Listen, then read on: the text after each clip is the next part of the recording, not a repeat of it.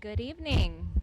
Good evening and welcome to Liberty High School. I'm Danielle Airy, the District's Director for Communications and Public Relations, and I'm pleased to be here with you this evening. This is our second community meeting focused on boundaries in the northern portion of our district. So hello to all of you for being here with us. Hello to those of you who have joined us online. We are actually live streaming this event as well. We will have it available from our website, PeoriaUnified.org, along with all of the other materials for this meeting. So the presentation we're going through today, the proposed boundary maps that you're seeing, all of the past information on any of the committee meetings that have taken place, you can find it all on PeoriaUnified.org, and you will go under our very first tab there at the top of the website. Then you'll click Governing Board. You'll click on Committees, and you can view all of the committees that are called upon by the Governing Board to view all of them there. So you can find everything you need. Encourage you to go ahead and do that.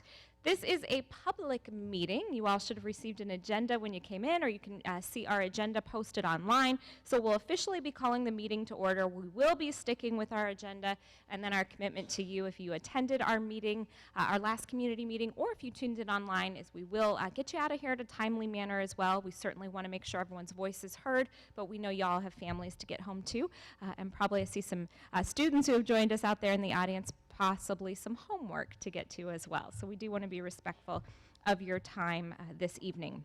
Well, the purpose of this second community meeting is to give you a little bit of a recap on what has transpired since our last meeting. We did have another committee meeting from our boundary committee, so we'll certainly be sharing a little bit more about that with you here in just a little bit.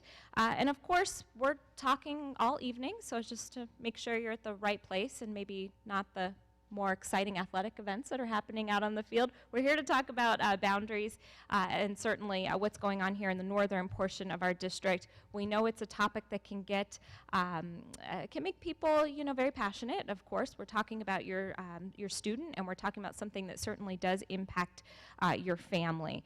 I can tell you that the committee, if you didn't know this already, worked tirelessly on this during their time when they were meeting to come up with a solution that's really in the best interest of the district as a whole. Most of them were here at our last meeting, and I know a number of them have joined us this evening as well. If we can go ahead and move along in our presentation here and advance the slide. I do want to take a quick moment to recognize our community members that did work so tirelessly on this for us. A number of you are here this evening. I'm not going to make you stand or embarrass you in any way tonight, but do know how grateful we are for the time that you gave up to be here, for the hard work that you put in. We certainly appreciate you. And what I can tell you, those of you who are not a part of the committee, what has happened since the last time, our committee listened. So they were here, they listened to what you had to say, and certainly I think you'll see that reflected here in just a little bit. Before we move along any further, a couple of folks I do want to introduce to you in the room this evening. We are very pleased to have our governing board member, Mrs. Kathy Connect, here with us tonight. Mrs. Connect, thank you so much for being here. Yes, thank you, Kathy. Appreciate you. A couple other board members, I believe, that will be joining us this evening. I didn't see them come in just yet. Mrs. Monica Cejar Martinez, our governing board clerk.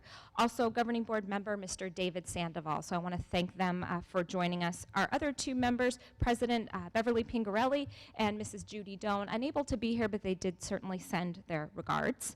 We also have our superintendent, Dr. Darwin Stifler, here with us tonight. Our chief financial officer, Mr. Ken Hicks, has joined us as well. And then a couple of folks I want to introduce to you on stage, if you have not yet had an opportunity to meet them.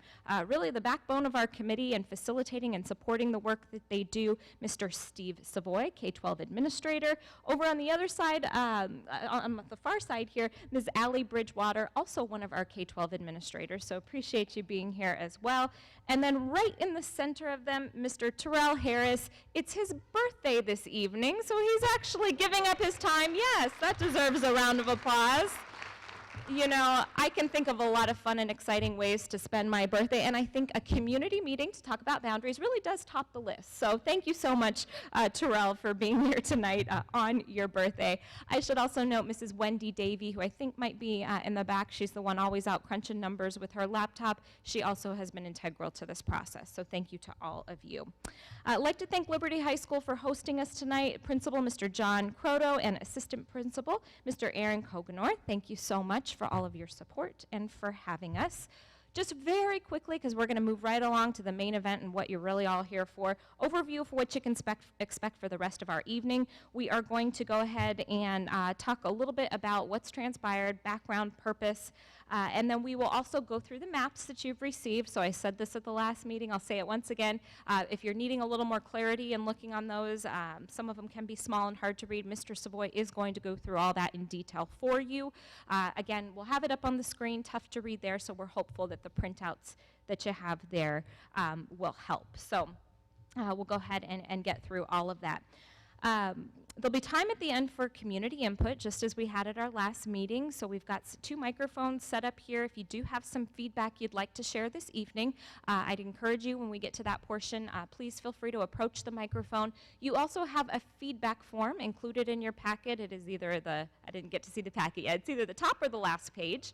Last page, wonderful. Last page in there, just go ahead and rip that off, fill it out with your feedback, and there will be a lovely, very fancy, high-tech box out front for you to go ahead and slide that in. So we certainly hope you'll take a quick moment to give your feedback. Before we move along and have Mr. Savoy go through those couple of maps that you have in front of you, a couple of things that I do want to address. Know that all of the feedback that you received and the forms you filled out, all of the emails that you sent, we read them all. And we listened. So we took time to go through every single piece of feedback.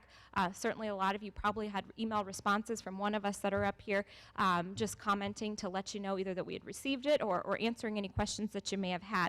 A couple of questions that I do feel compelled to share, because they were questions that we saw repeated time and time again. And I won't spend a whole lot of time on them, but a couple of things that I really do think that we need to address. The first one is, we had a lot of questions surrounding, clearly the information that you shared presents a need for a new school. Why can't you just build a new school? Or is it something with how you manage your money in the school district that you've mismanaged it and you can't afford to build a new school? We received some questions like that.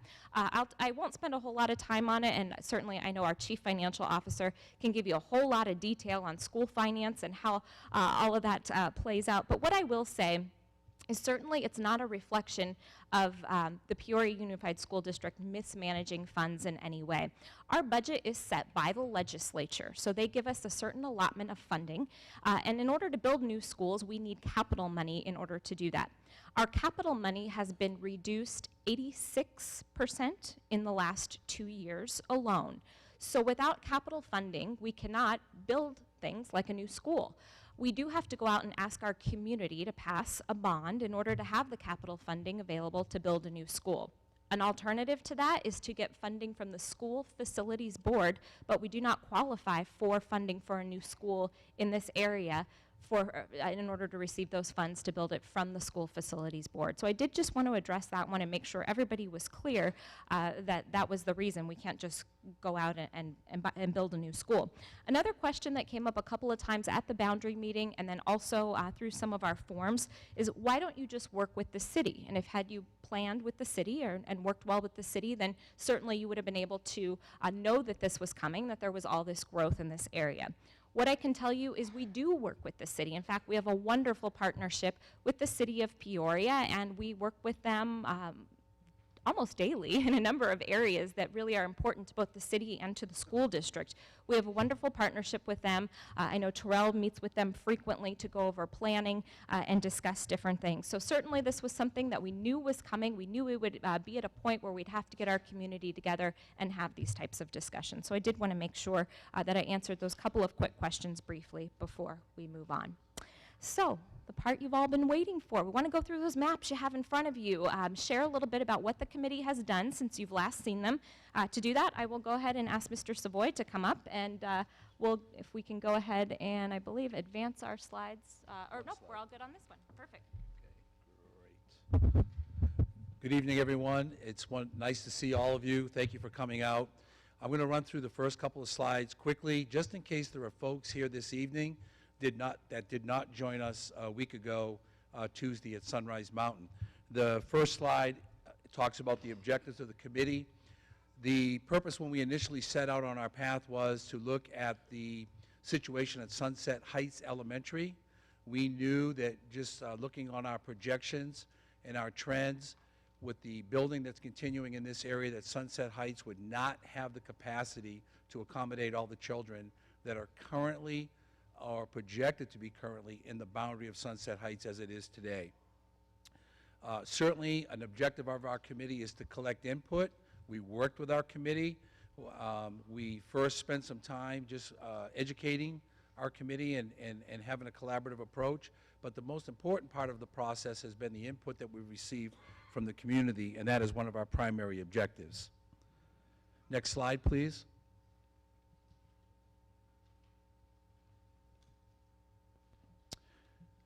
The piece I want to point out on this slide is that we had 2 representatives from each of the schools that we studied. There were 8 schools initially. We did have some conversation toward the end about Apache Elementary, but you'll see tonight that that's not really on the table. But we did have representatives, 2 representatives from each of those schools. And I want our community to know that since our meeting last Tuesday, our committee has met twice. We met on the following Wednesday after that meeting. The first thing that we did in that meeting is I asked the committee, is everybody okay? It was a long night. We heard a lot. They had put a lot of work into it. They had done a great job. And we created what we believe to be a great proposal. And our community provided us feedback that offered some suggestions that we had not thought about. So I checked with our committee, everybody okay? We were. The next thing we asked is, what did you hear last night? And so as a group, we shouted out the comments that we had heard. And what we identified were there were themes that percolated to the top.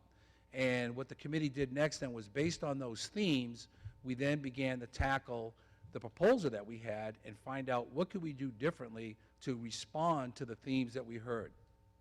And so we did that that Wednesday, and then we also met again yesterday as well as a group to continue to work through that process, polish what we believe is a new proposal this evening that we want to share with all of you.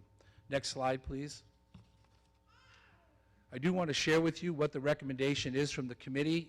There is a recommendation that will affect some areas of the current Sunset Heights boundary allocation where some students may be adjusted. The high school piece that we did share at the last community meeting, we wrestled with that again as a committee. I will tell you that the committee, again, overwhelmingly supports the idea that if you realign students to a new elementary school, the elementary school that feeds into for the high school is the high school that those students should attend. So that is our current recommendation that is on the table. I think what you'll see in a minute is, because of the changes that we've made based on your feedback, that does not have as much as an impact as it did initially. One of the recommendations that we did add to this slide, and the committee agreed with this, was our implementation plan or transition plan, and I'll talk about that in a moment. And then the committee is still committed to asking our governing board to consider going back to the voters and saying, we need to have a capital bond election to generate the funds necessary to provide the schools that are required in the northwest sector of our district. So that not only includes the immediate area around here, but also as you head out the Happy Valley Parkway toward the Vastancia and Lake Pleasant school areas. Next slide, please.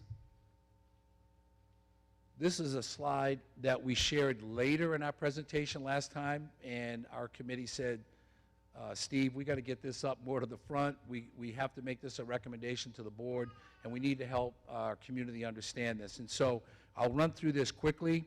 The important thing here to note is that if you have a current 7th grader and their boundary would be adjusted, that their 8th grade year, if you choose, as a family, you don't have to, but if you choose to leave your student at the school that they're currently at, even though they've been reassigned somewhere else, we would support that. And any younger brothers or sisters who go to school with that 8th grader next year. In addition to that, we would provide a bus ride, not only for the 8th grader, but the siblings as well. So the point there is, we do not want to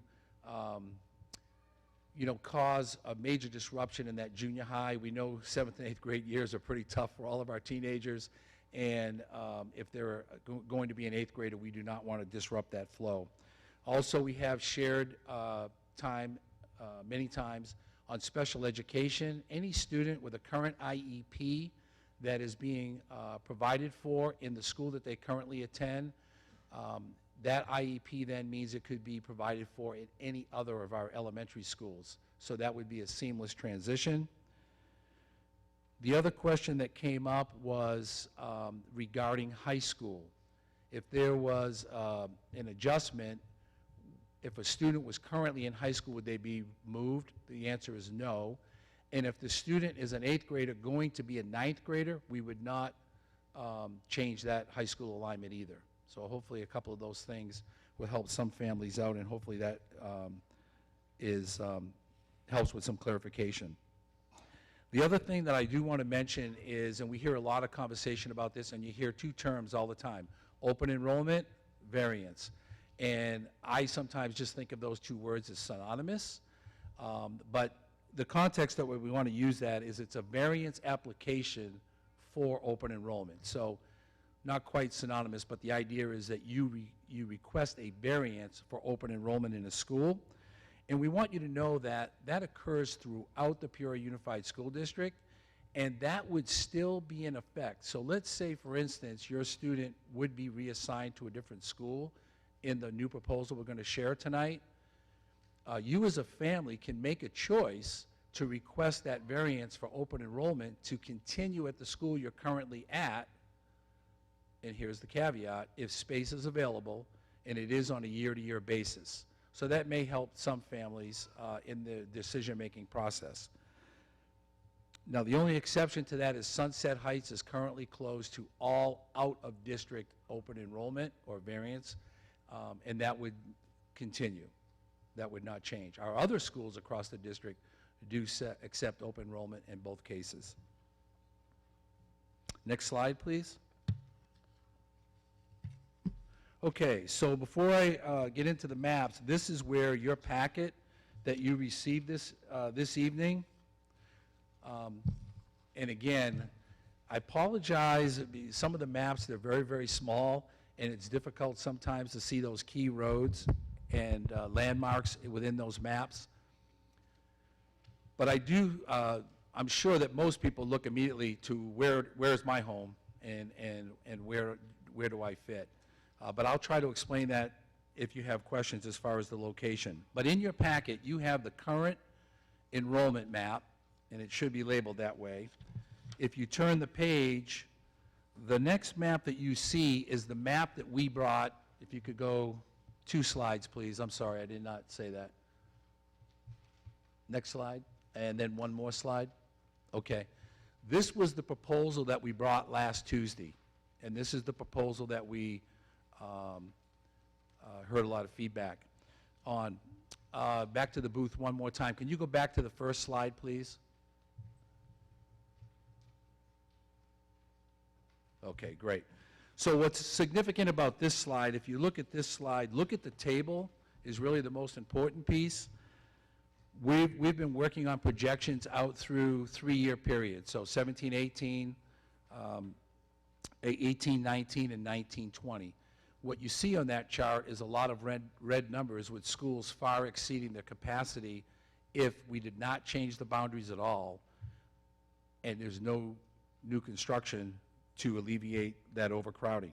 So Sunset Heights and Zuni Hills are in severe distress with being far over their capacity. So we knew we needed to make a change. So if you go to the next slide, please. In our proposal, you'll see that we met capacity at every school, but there were a lot of adjustments that impacted a lot of folks, and that's what we heard last week.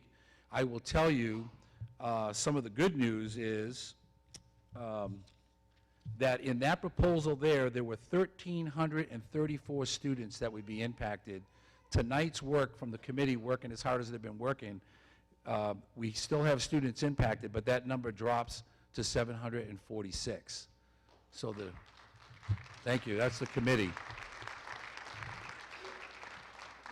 So a significant change in the number of students that will be impacted, and really that recognition is for our committee.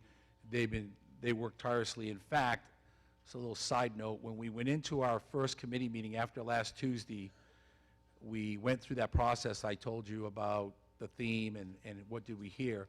One of our committee members had spent the entire day and really came up with a pretty good proposal that we were all pretty fired up about, and we thought, boy, that's awesome thinking. And it came from the committee, which I was so proud of, that organic, collaborative spirit. And so we took what she developed, and you'll see where we landed tonight. Next slide. So this is the revised proposal. This is the proposal that we want to share with you tonight.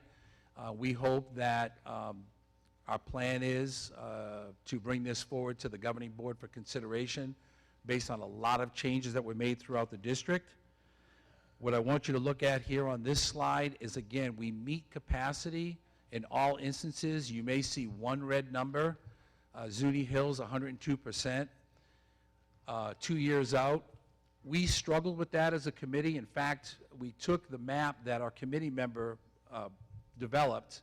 We worked from that through Terrell's hard work. Mr. Harris, he created 2 adjustments off of that. One, there was no red number, but in this one there is a red number, but it's less moves and less impact on students. So the committee overwhelmingly felt we need to go with this proposal. And the reason why we feel confident with Zuni Hills is, again, this is projected on residency. So the idea is that every student that lives in that neighborhood will go to that school. What we know about Zuni Hills is that about 31%, 37% right now today, the students that live in the Zuni Hills neighborhood go to different schools on their current boundaries. So that tells us that we believe the capacity will be there if that continues to occur. So we felt confident with that. And so the committee said, let's go with this. We ran the numbers. It works with our classroom sizes. And so the committee felt very, very confident about this. Next slide, please. I'm getting close to wrapping up here, and then we'll stand for any questions that you have. What I'd like to do, if you could, we have the 2 maps in front of you. On the left is the current boundaries as they stand today. The one on the right is the revised proposal. That's the one that I've been just most recently speaking of, the adjustments that we made. And if you were here at the last meeting, or if you've been studying this, you know there's some significant changes that occurred between where we were and where we are today. What I'll do is I'll read through quickly, and I'm starting in the top area to the far right of the map, the blue.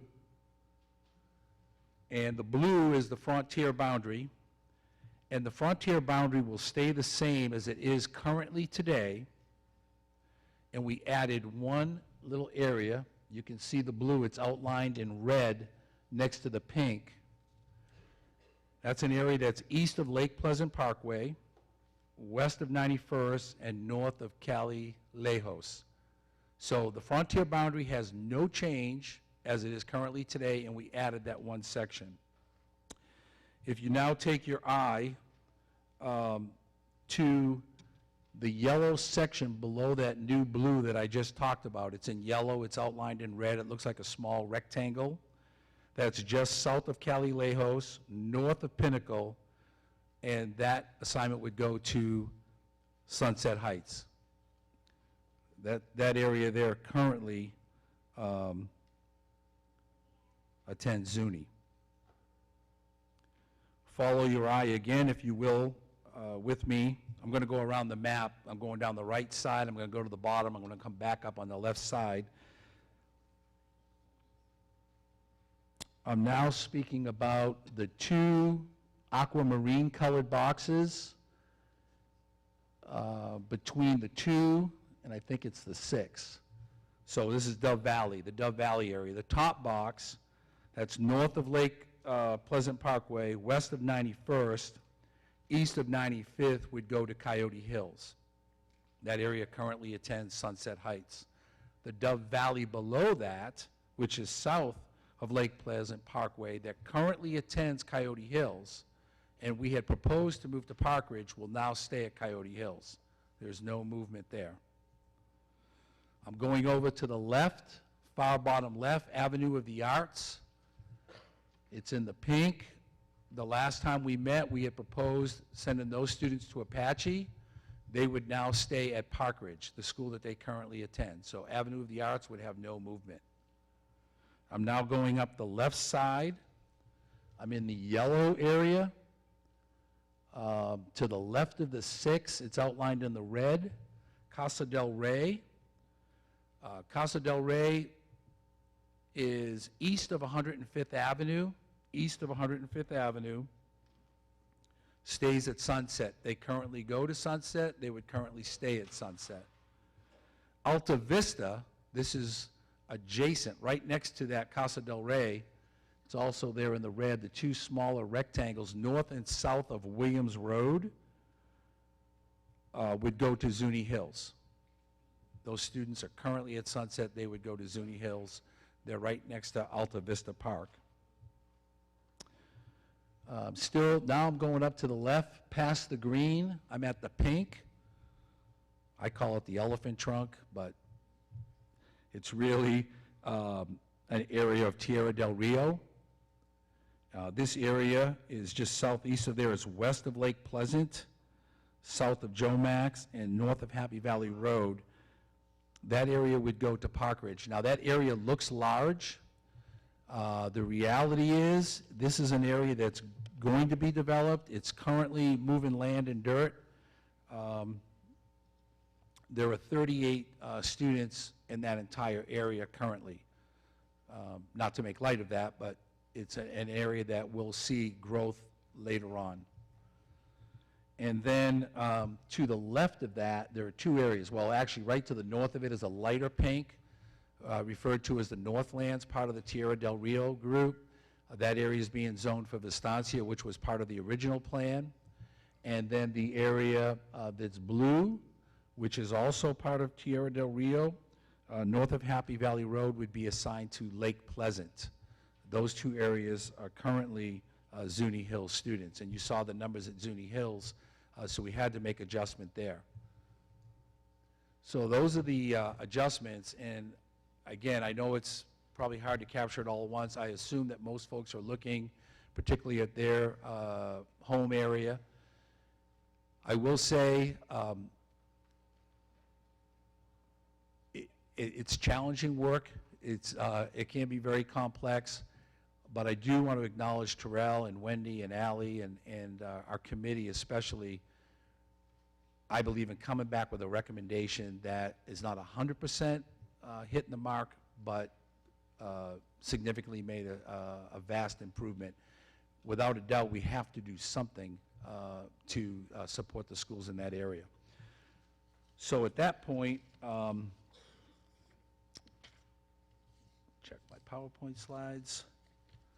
I think at this point, we'll move on to the next phase of our meeting. Thank you very much for allowing me this time to explain that to all of you. Thank you.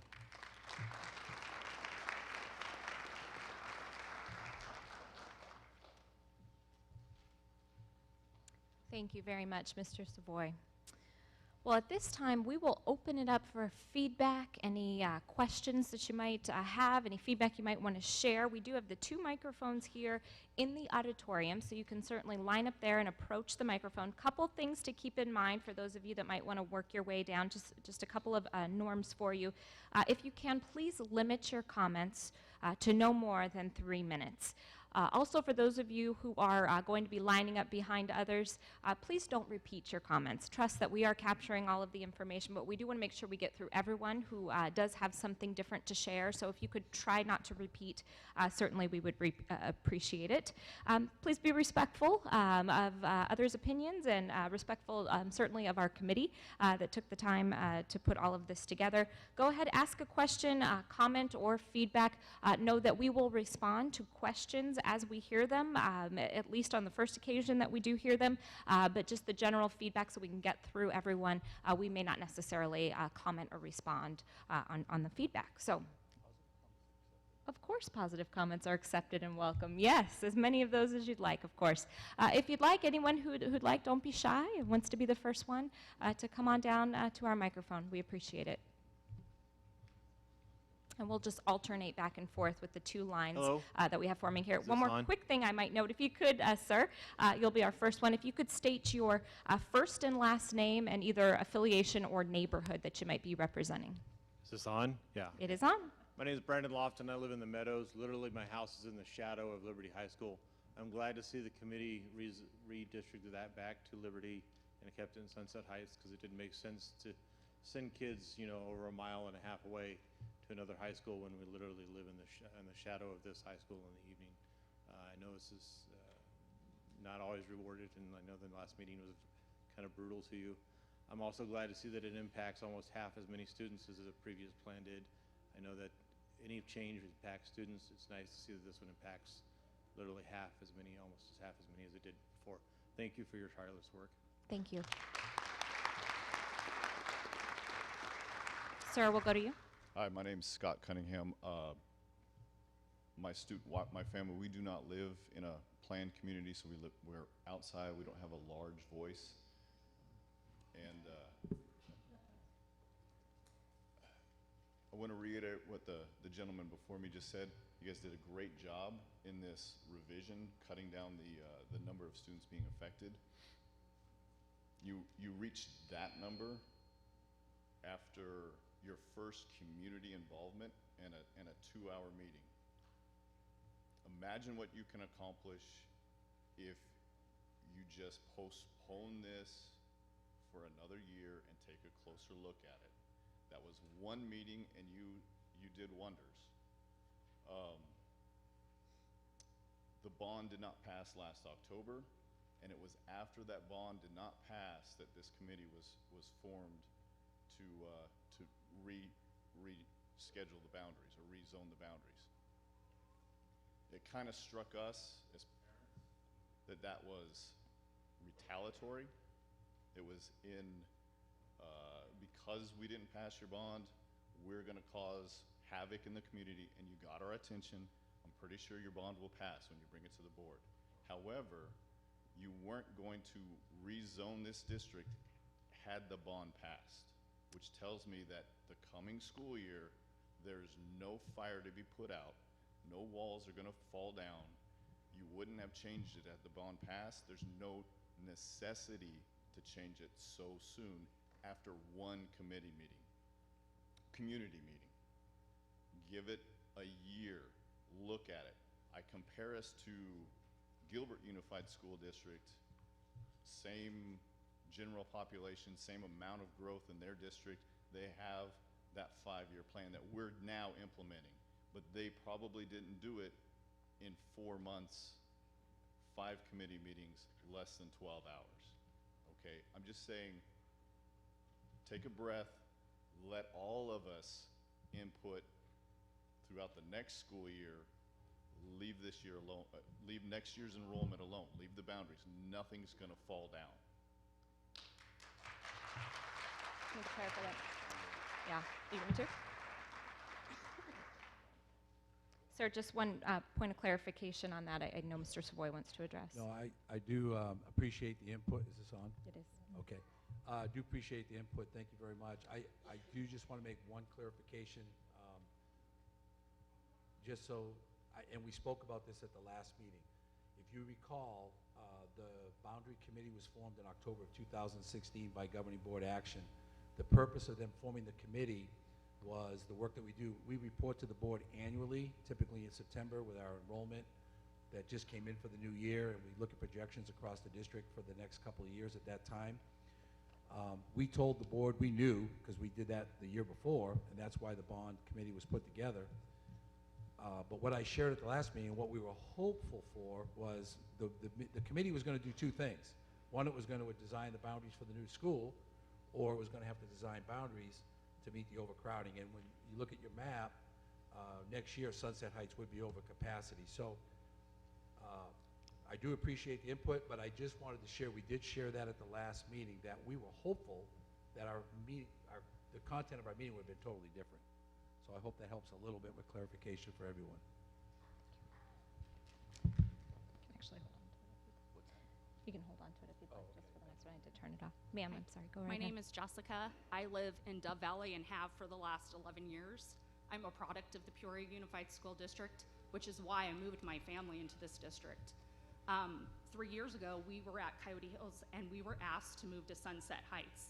At that time, my daughter was in 2nd grade and my son was in 6th. We did move because we were going to be a Liberty family, where my children's cousins have attended, continue to attend, and will attend in the future. My daughter has attended several events. She is very proud that she wants to become a Liberty Lion. Her brother is a freshman this year, and now we are being asked to put her back at a school that you asked us to move her to 3 years ago. She's in 5th grade, and in 5th grade they have these big projects, BizTown, and in 6th grade she was looking forward to go to outdoor ed, and now you're going to put her back in Coyote Hills where they've already done outdoor ed, and they will do BizTown next year, so she will miss out on that experience, something that those children really look forward to. And I understand that a lot of kids are now not going to be affected, but how many of these that now aren't affected have been ping-ponged back and forth? I doubt as many as the community that I live in. This will be the 3rd time my daughter's been asked to change, and she will only be going into 6th grade. Was that taken into account? The people that have been residents long-term, been proud supporters of the schools and the high schools in this community, was that taken into consideration? It was, yes. There's no. Sir. Hi, I'm Ron Spade. I live in the Meadows, and happy birthday. I would like to thank you guys. You obviously are listening to some of the things we're saying. I really had very low hopes that anything was going to change, and you really have done a great deal of work for us. So I know it's a work in progress, and you'll continue to tweak it. Maybe more people will be satisfied. I do have a question on the variance for open enrollment. You're going to be petitioned for a lot. I know it's going to happen.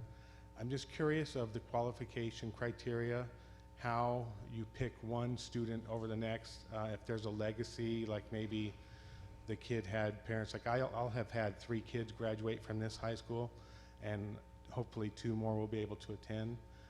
So what is the criteria that the board looks at for approval of variance? Is it just first come, first serve, or is there other things that you look at to round out the application? I'm really glad you asked the question, sir, because one of the things we did want to share with our community that we felt that we haven't really shared adequately with is about the process for requesting a variance for open enrollment. It's really a very, very simple process. It's not intimidating at all. It's one sheet. You just fill out one side. You basically just list your personal address and phone information, list your students and the grades that they will be in. We collect all of those. Typically the season for that request opens in February, January for the following year, for 1 year out. Typically our policy does require that schools notify families by April 1st whether or not they have room for that student's request. And that's really what it boils down to. There's no specified criteria as far as having a certain grade or that type of thing. It's really first come, first serve. So, you know, usually we collect them, and it's a stream that usually we can handle. But in this case, you're right, because the variance process would be open to our parents from the community that the mom just spoke of Dove Valley, certainly also with Alta Vista or any of the other affected neighborhoods. So we anticipate, I work very closely with Mrs. Conley. I see her sitting there tonight with Mr. Valentine. So we would collect those requests, and we date and time stamp them, and then we look and we see if we have space available. In this proposal, Sunset Heights number would drop enough that we believe that anyone who asked for open enrollment consideration for next year, there would be space. The challenge would be maybe not next year, but the following year. And so the way the variance process works is on a year-to-year basis. So once that space was at capacity, then you would accommodate the student that lived within the boundary first. So there's a little bit of a gamble there, but I just want to assure the community, and if you talk with anyone, because that is a big question that comes up a lot. It's a very simple process, and there's no specified criteria. The only other thing I will say about that principals, there is a process on renewal. So you have a variance, you're at the school in attendance.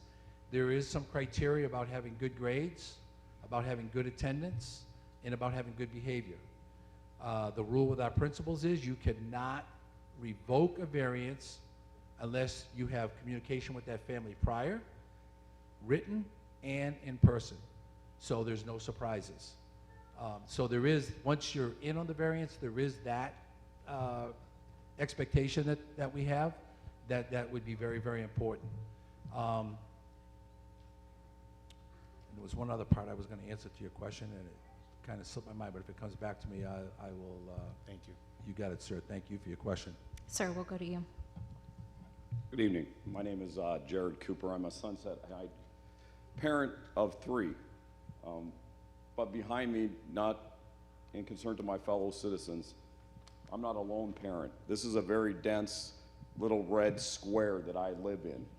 It's 91st Avenue to 95th Avenue, Lake Pleasant Parkway to Deer Valley.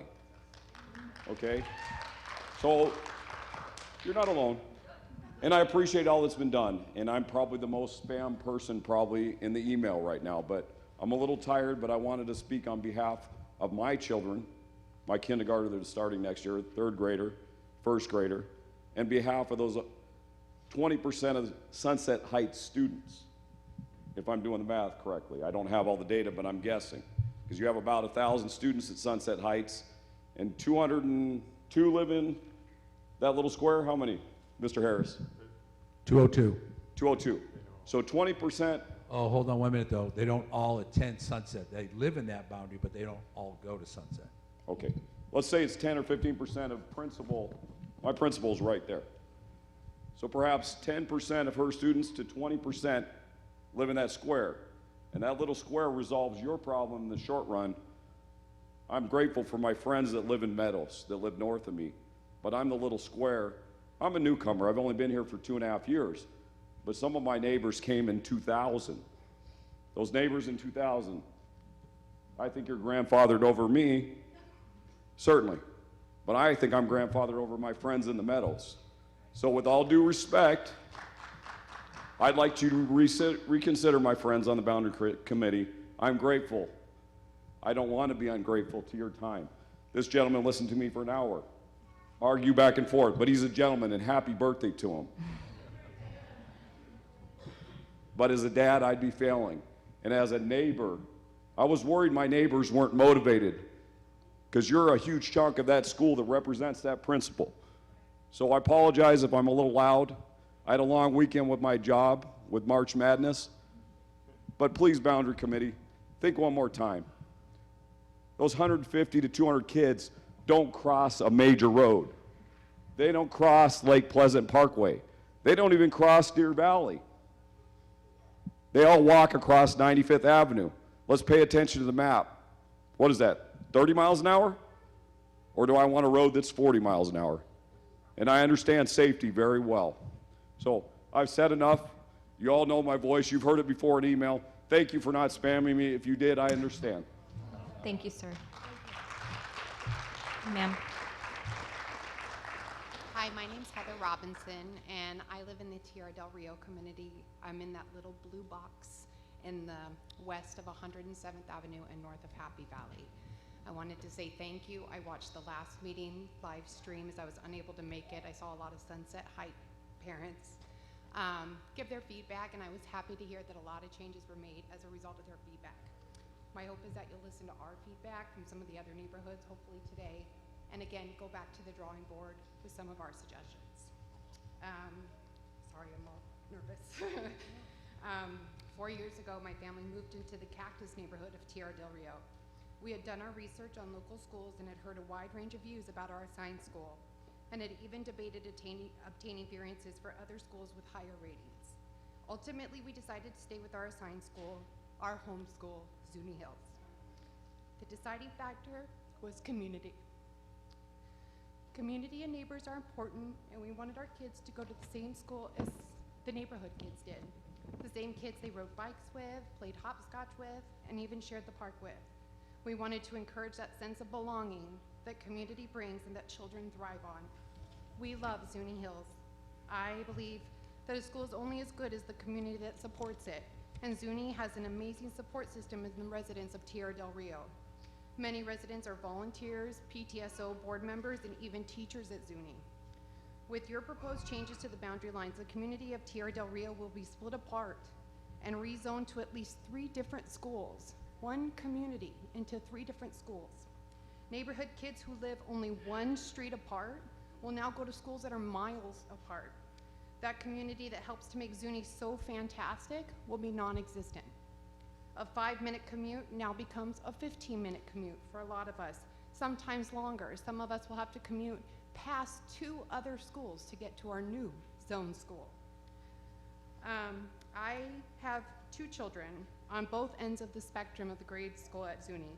A kindergartner whose first experience with public school has been amazing, thanks to the nurturing environment at Zuni Hills, and a 6th grader who has a strong core group of friends that has developed over the last 4 years and a deep respect for the staff at Zuni. It saddens me to think of not only their school being changed, but their sense of community being changed.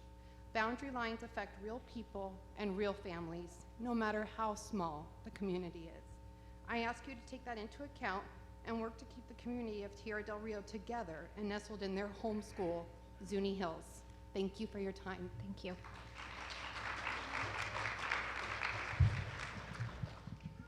Hello, my name is Nikki Lammers, and my daughter is registered at Peoria Traditionals for next year to start as kindergartner. I've noticed that with the new numbers, with the Peoria Traditional numbers being at 300, that takes Coyote Hills over capacity. So my question to you is, what is your plan for that? Sorry. No, we've talked about this a lot, though. He's got it.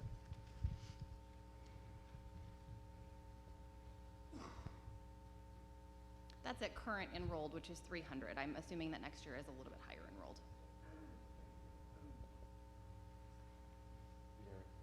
No. One more time. There you go.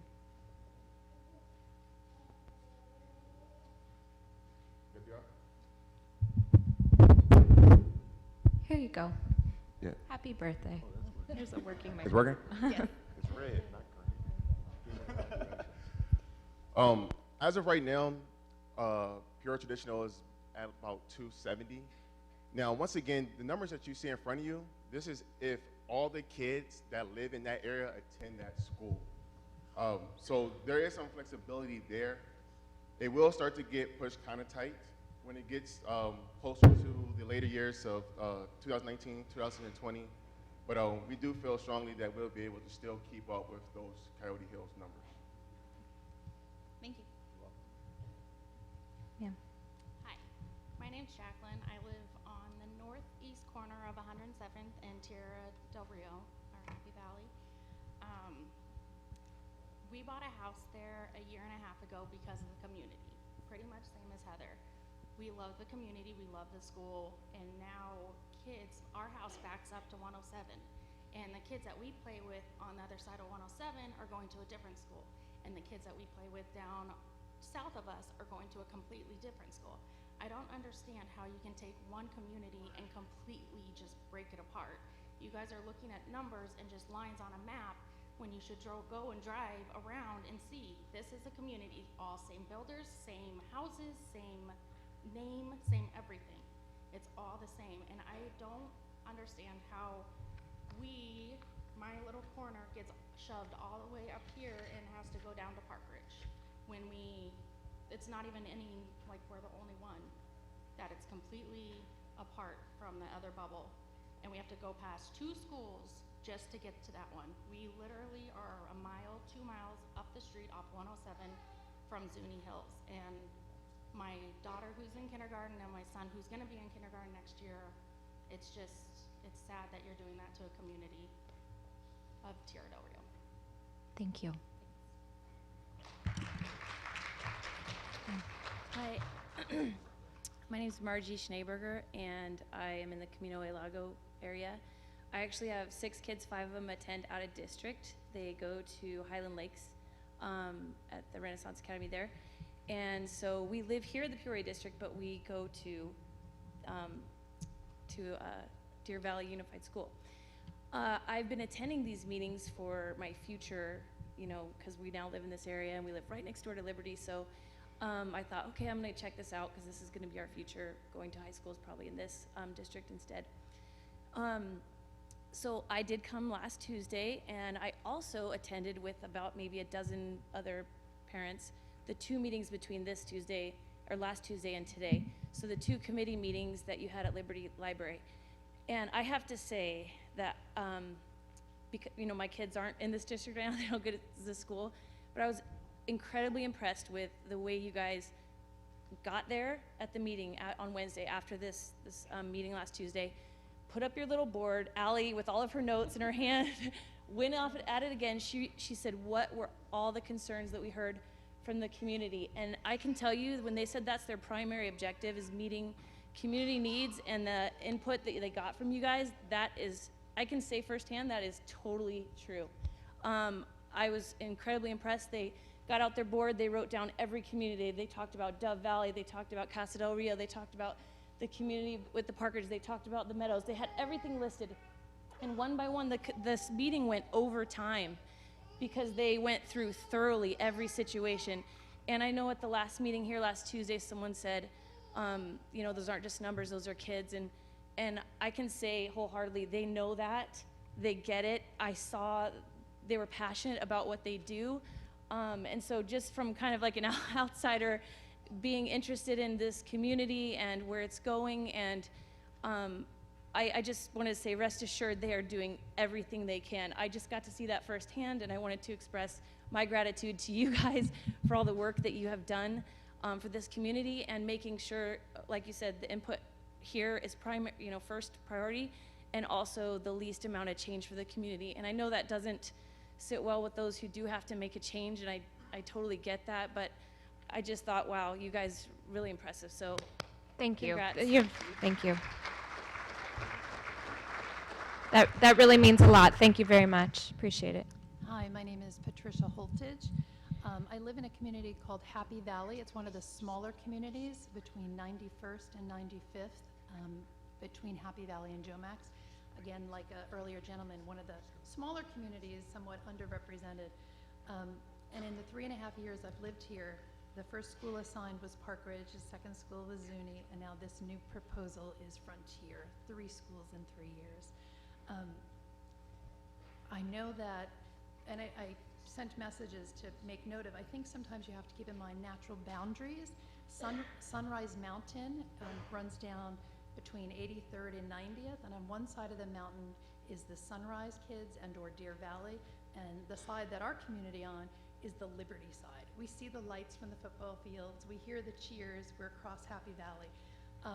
Even with these school changes, because of flexibility and variances, I can tell you our neighborhood still goes to Liberty, and now we're being asked to change to Sunrise Mountain. So those are my comments, and I appreciate all the changes you've made, and I know it's getting close to when you're presenting this to the board, and I don't want you to take all this compliments and applause as job well done. I think there's more room to work on this. But in terms of variances, and you answered the question, but what I didn't hear is, and I heard this, and I'm not sure if it's true, maybe you can enlighten us, when you accept a student outside the district, is there a financial payment that is accepted? If a student comes from Deer Valley to attend Liberty, let's say, or Sunrise Mountain, are they reimbursed from the district? That's a good question. There's no difference. Basically what happens is all the students that attend our school system, we report to the state really twice a year. It's called the 40th day report, and then and that's about around October, the first or second week of October. And then we also report in January. It's called the 100th day report. We're in school 100 days. And then it's formula driven. They figure out the average daily membership, and the funding amount is the same for every student from the state of Arizona in every school district anywhere in the state. So that base level funding is the same for all of us. So it doesn't matter if the student's from Dysart, Deer Valley, Litchfield Elementary, the same allocation that they would get if they went to Litchfield, we just collect it here in Peoria because that's part of our count. Now, there's also students in our district who go to other school districts, and we're not funded for them because wherever they attend, they're reported on their membership. So it's really a good question because a lot of folks, may not be aware of that. And in terms of the variances, is someone out of district given the same opportunity as that first come, first serve as within the Peoria district? All variances are accepted equally, and they're all evaluated on, is there space available in the school?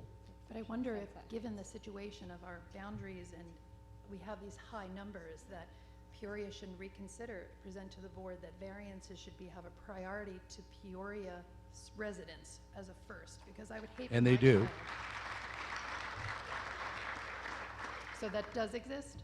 They do. Last year, the committee recommended to the board, and the board supported out-of-district enrollment, variance enrollment, not be permitted at Sunset Heights. That's just one school because Right. of a high, but in terms of the entire Peoria school district, given the community outcry in terms of all these new boundaries, would Peoria be the first and foremost for the priority for variances, while outside of the district would be looked at second? Could that be a proposal to the board? Certainly could take it under consideration. I will share with you just some numbers, because I was anticipating a question along this line. In this area of the 8 schools that we studied, actually including Apache, we currently have 480 students that are from outside the district on open enrollment. We have 1,283 students that are within our district that attend a school, one of those 9 schools that do not live in that school boundary. The percentage is about 25%. So the total of variance enrollment in the 9 schools is about 25% out district, 75% of our own students moving around. That's just a point of information. But certainly your comment, we're certainly happy to take that under consideration with our group, and also from a leadership position in the district as well. Thank you. Thank you. Sir, we'll go to you. My name is Enrique Rodriguez. I go to Sunset Heights school, and IEP team is a perfect fit for what it's hard to. You're doing a great job. I believe I need to succeed. I am one of many faces there that will be offended. It's kind of hard when the two words sound You like have the all the same. time in the world. You're doing great. By this, you are asking me to give up a great team that has helped me succeed. But I am asking you to keep me west of 91st Avenue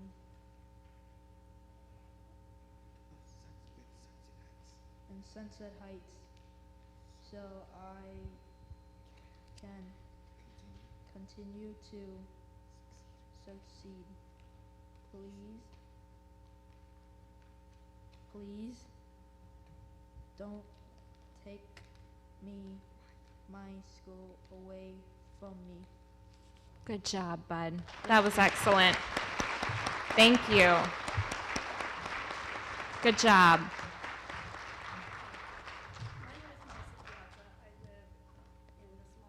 Do you mind stepping just a little bit closer so we could hear you? Thank you. I live west of 91st, east of 95th.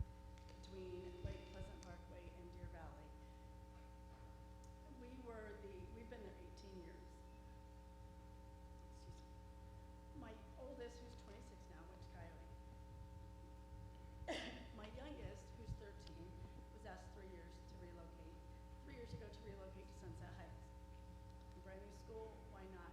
We did it. Change is good. I understand change, I understand growth, but you're also putting in here undeveloped areas into the effective costs and everything when there's not even houses built, and you're pulling kids to cross major streets. When have you guys looked at everything across what about pods? When my daughter went to Coyote Hills, there was pods. They were maxed out. Have you thought about putting pods there instead of relocating until you can get a bond passed to put more schools? This neighborhood, it's still going to develop far beyond what you guys are even probably imagining. There's new areas every day being developed, and it doesn't make sense. I understand you cut it in half, but there's still over 700 kids that are being affected. Even for girls and boys, to pull them out of their environment that they're comfortable with and they know, it's not fair to them. And I get rezoning and relocating and everything, but how, and I understand you guys are wasting, I'm not wasting, but have a lot of time on it, but how is it saying it's okay for this school to be relocated, but sorry guys, you're SOL, you have to go to this other school. I get it, somebody has to go somewhere. But have you guys ever thought about pods? We have had that discussion. In fact, our CFO attended one of our meetings. We shared the costs and the implications that are involved in that.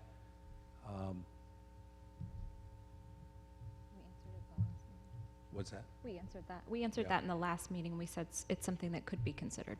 So thank you. I mean, and if there's transportation expenses versus pods, what would be the better? Thank you. Yeah. My name is Corey Catlin.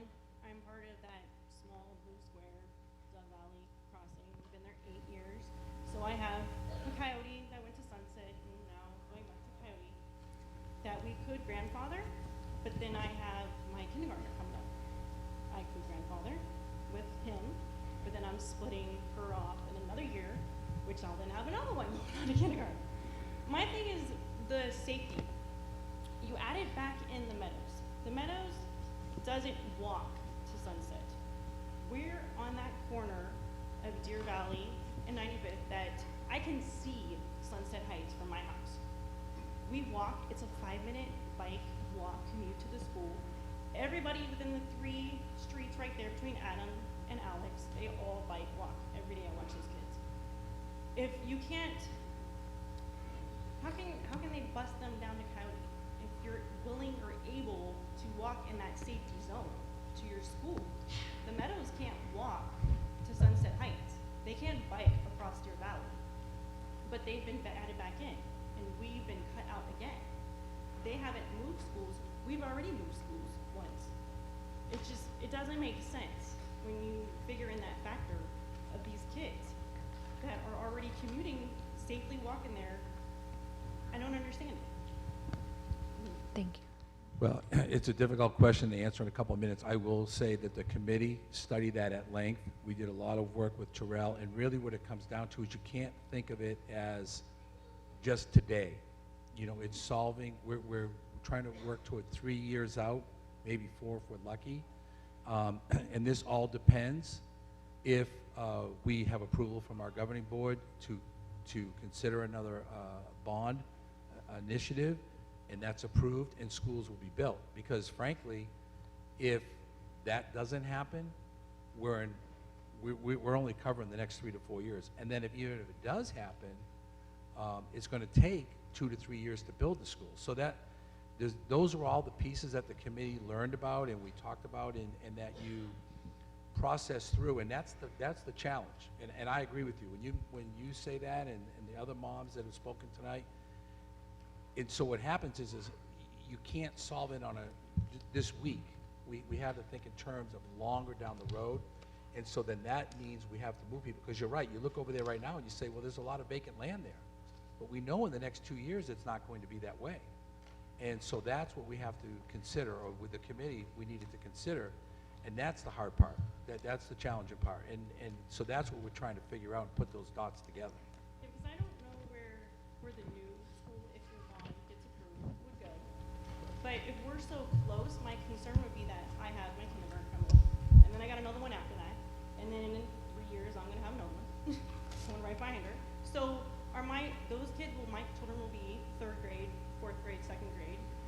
they gonna be moved again?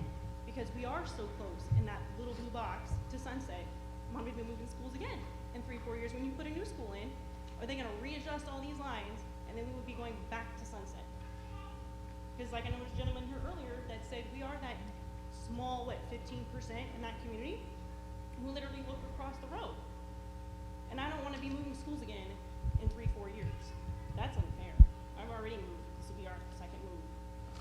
So that would be what I would Yeah, like to just a quick comment. I mean, to everyone in the group, I don't have a glass ball, but I will tell you my experience has taught me that when you live in, I don't want to say volatile because I don't think that's the right word, but when you live in areas that have constant churn with development and new things being built and new homes and new neighborhoods, yes.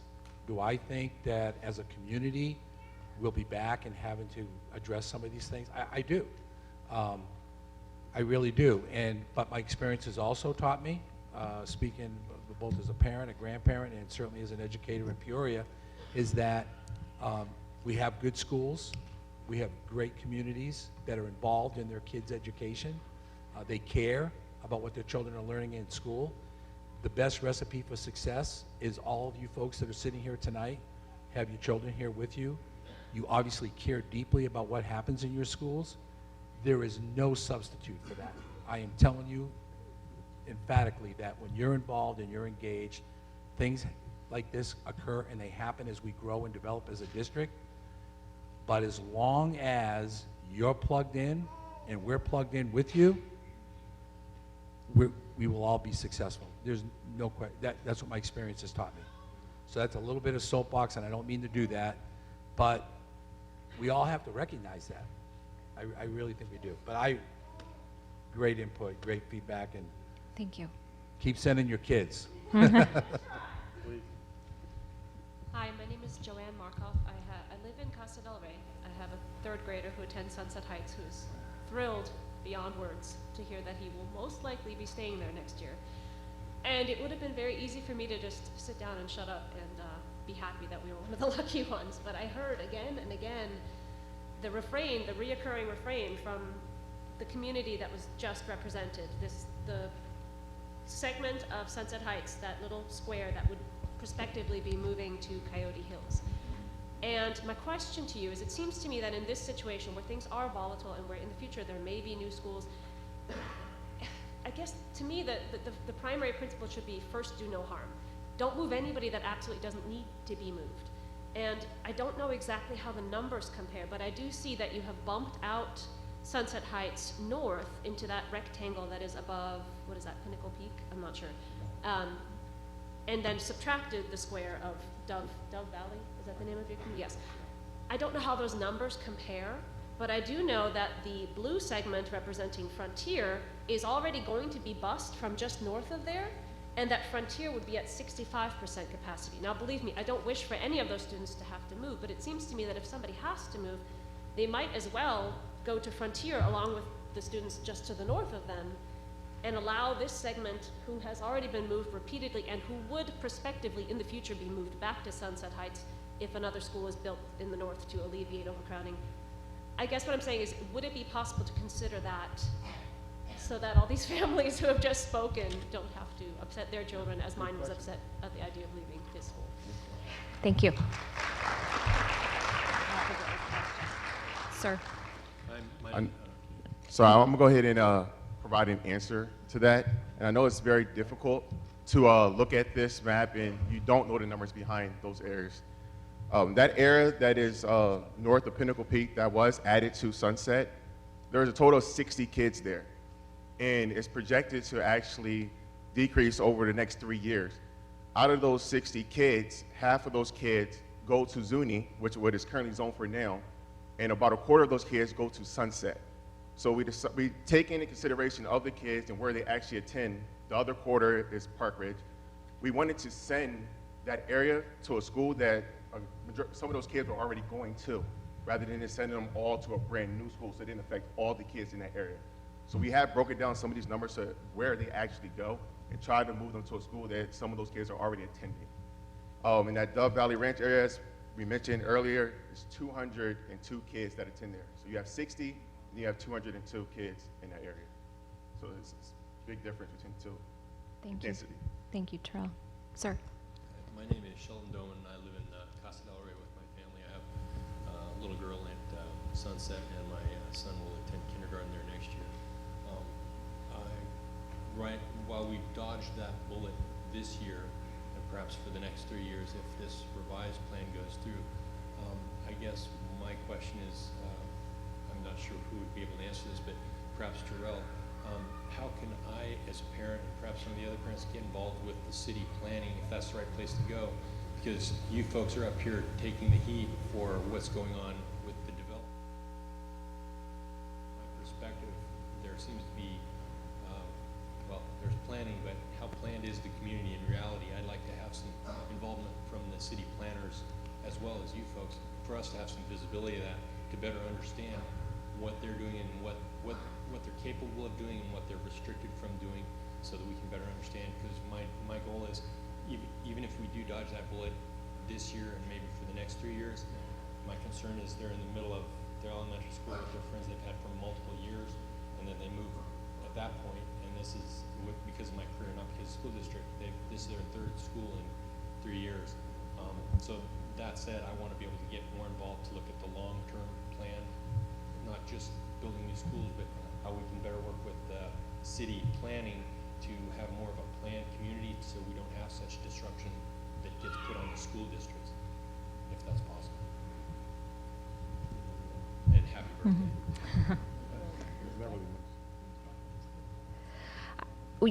While they're discussing, what I might say is if you wouldn't mind sharing that on your feedback form, I think that'd be a great place to start. And then maybe if we can kind of assess a little bit on where there are opportunities to match those who are engaged and wanting to be on that side of things. If you can fill that out that way. Wow, striking out. On? That way we can connect with you.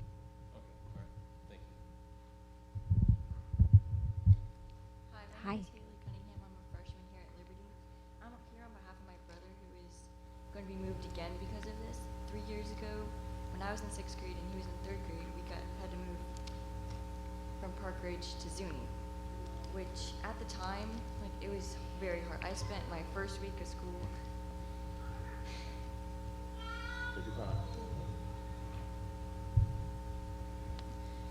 crying on the bus ride home because I had no friends at school. I also spent the first month of school, whenever the teachers would say, find partners, I would look around and I had no friends.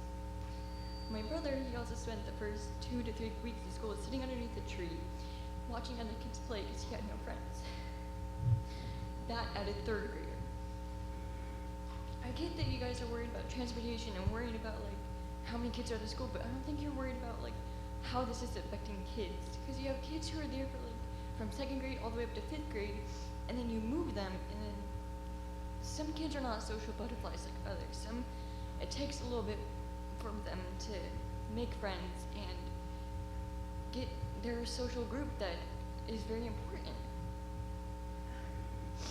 And then you may have some kids who are there at school and they have tons of friends and they're really good at making friends, and then they go to another school and then they're bullied and they don't know how to deal with that. And sometimes, yes, it can be fixed and it won't be.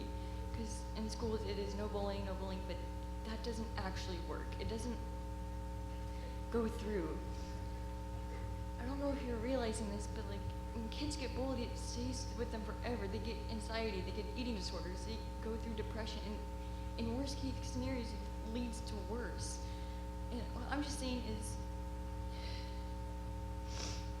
why are you moving all these kids to places that they really shouldn't be going? Like, if you can walk to a school, why are you moving to a school that you need to be bused like 2 to 3 miles to?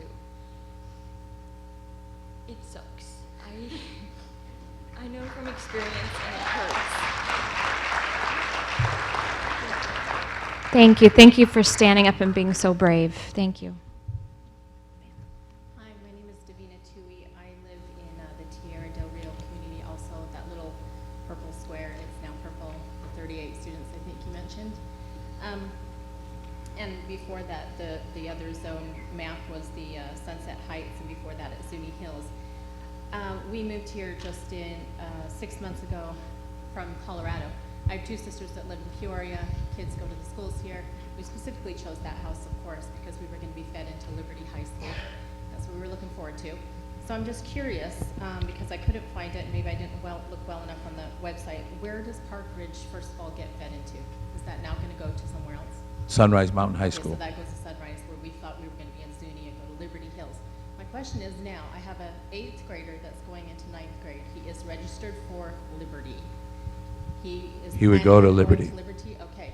My 6th grader in 2 years will be going to Sunrise because I'm now going to be zoned in Park Ridge. So I'm going to have 2 different high schools for my children? Yes, or you could request for variance for open enrollment for your younger student, and with space available in the freshman class would be considered for enrollment there. Okay, so she has a chance of not being picked, though. It's a Well, it all determines on space capacity, and the gentleman that asked me about the open enrollment question, I remember the part that he also added in the question that I had slipped my mind. There is a priority list on acceptance of open enrollment. Part of it is the time and date stamp, but if you have a sibling that attends there already, that there's 4 levels, and so that would move up on that scale. Okay, so my next question would be then, would we be able to be bused? Would that be an absolute no? Because I would love to be able to get to my job on time, and this would change everything. If you have a student that would be receiving a bus ride, Well, since he's registered for Liberty next year for Right. 9th grade, but we're going to be rezoned to Park Ridge, will he be getting a bus to Liberty next year since that's already been? well, in the past, we did continue the bus ride until that class aged out. So that 1 year, he'll possibly be getting a bus ride, and then the last 2 years of his high school and the beginning of my daughter's schooling at Liberty, we would be driving them. That's what I'm hearing, is that right? No, well, yes, when the older student graduates out, yes, then the bus service would not continue in that area. But I mean, since he's going into 9th grade Liberty next year. Right. And we're going to be rezoned for. She's 2 years behind. Right. So if she went on variance to Liberty, the last 2 years, she would not have a ride on a bus. Okay, so he'll get the bus the 1 year also. That's it. Well, in the past, we have provided the bus for those students through their high school career. Oh, okay. Oh, that's good to know. Okay. That's where the 2 years comes in for your daughter. But Eventually, we'd have to look at that. But the other thing about open enrollment too, on a variance, if you live close to where a bus runs and there's space on the bus, you can also access the bus. You can apply for a bus pass. Thank you. We try to help. I would hate to be in your shoes, so I applaud you for all of the hard work you are doing. We've moved probably 10 times, been in all different school districts. One of my daughters went through 3 different junior highs, and that wasn't because of the school boards, that was because we moved. So we understand change. I understand also how hard it is when you have another child coming up that isn't a social butterfly, as the young woman said. So it would be nice to be able to have the 2 kids going to the same high school, getting on a bus together. Sure. But we'll see how that plays out. Thank you. Sir. My name is Robert Wasser. I'm a father of a 2nd grader at Zuni Hills. I live in Tierra del Rio, Tierra del Rio, sorry. As of right now, with the plan, you guys have us separated till 3 different elementary schools. If you add Northlands, that's a 4th elementary school, all within less than a square mile, maybe a half mile by half mile. We have 1 community park in our area that I live in. Our kids meet up there all the time, they play. Now it's not going to be the same because they may not know the new kids that come over, or it's going to put a separation in our community. We're a fairly tight-knit community. We take care of each other. Sorry. The original proposal of my daughter wasn't changing schools. With this new proposal, she's supposed to go to Lake Pleasant. This takes a 15-20-minute bus ride for her to go to school to, I don't know, half an hour, 40 minutes, because she's going up to Estancia now.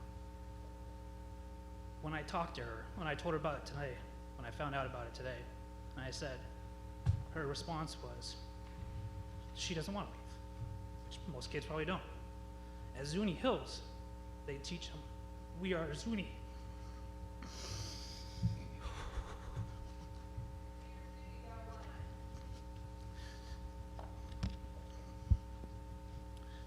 We actually looked at taking my daughter to other schools because of the rating that you guys have. The principal there was actually my wife's teacher. She was in elementary school. That's why we went there.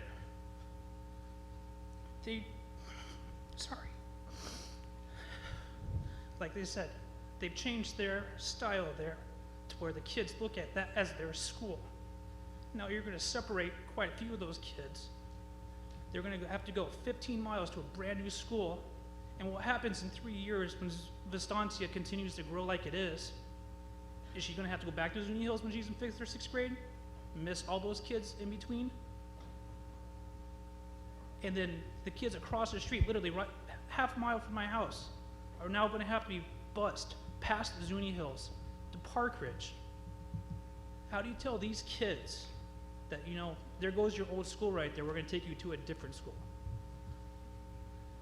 I have possibly 2 ideas that could help you guys, and one is do what you guys do like when you introduce a new high school.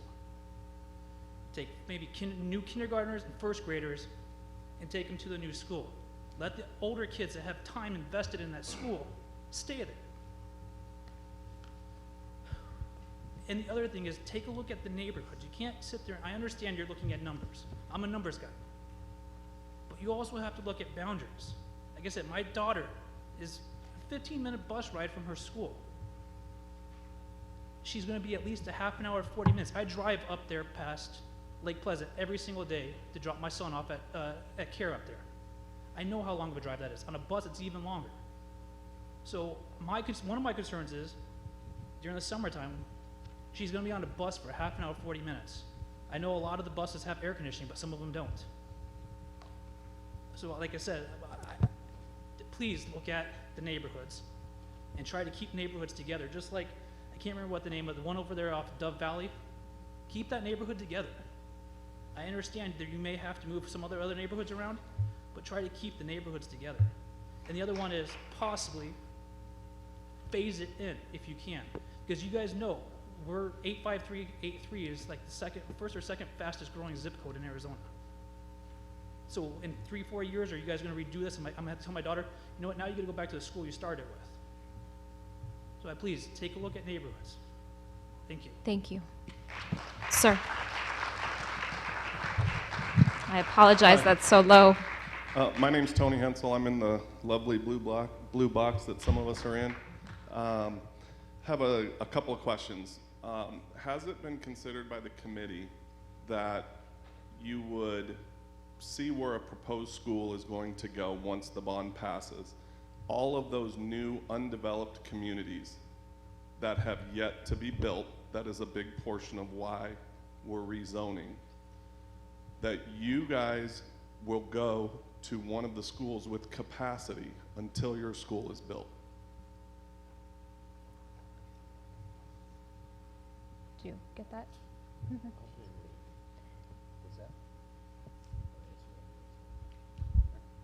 That would minimize the shift.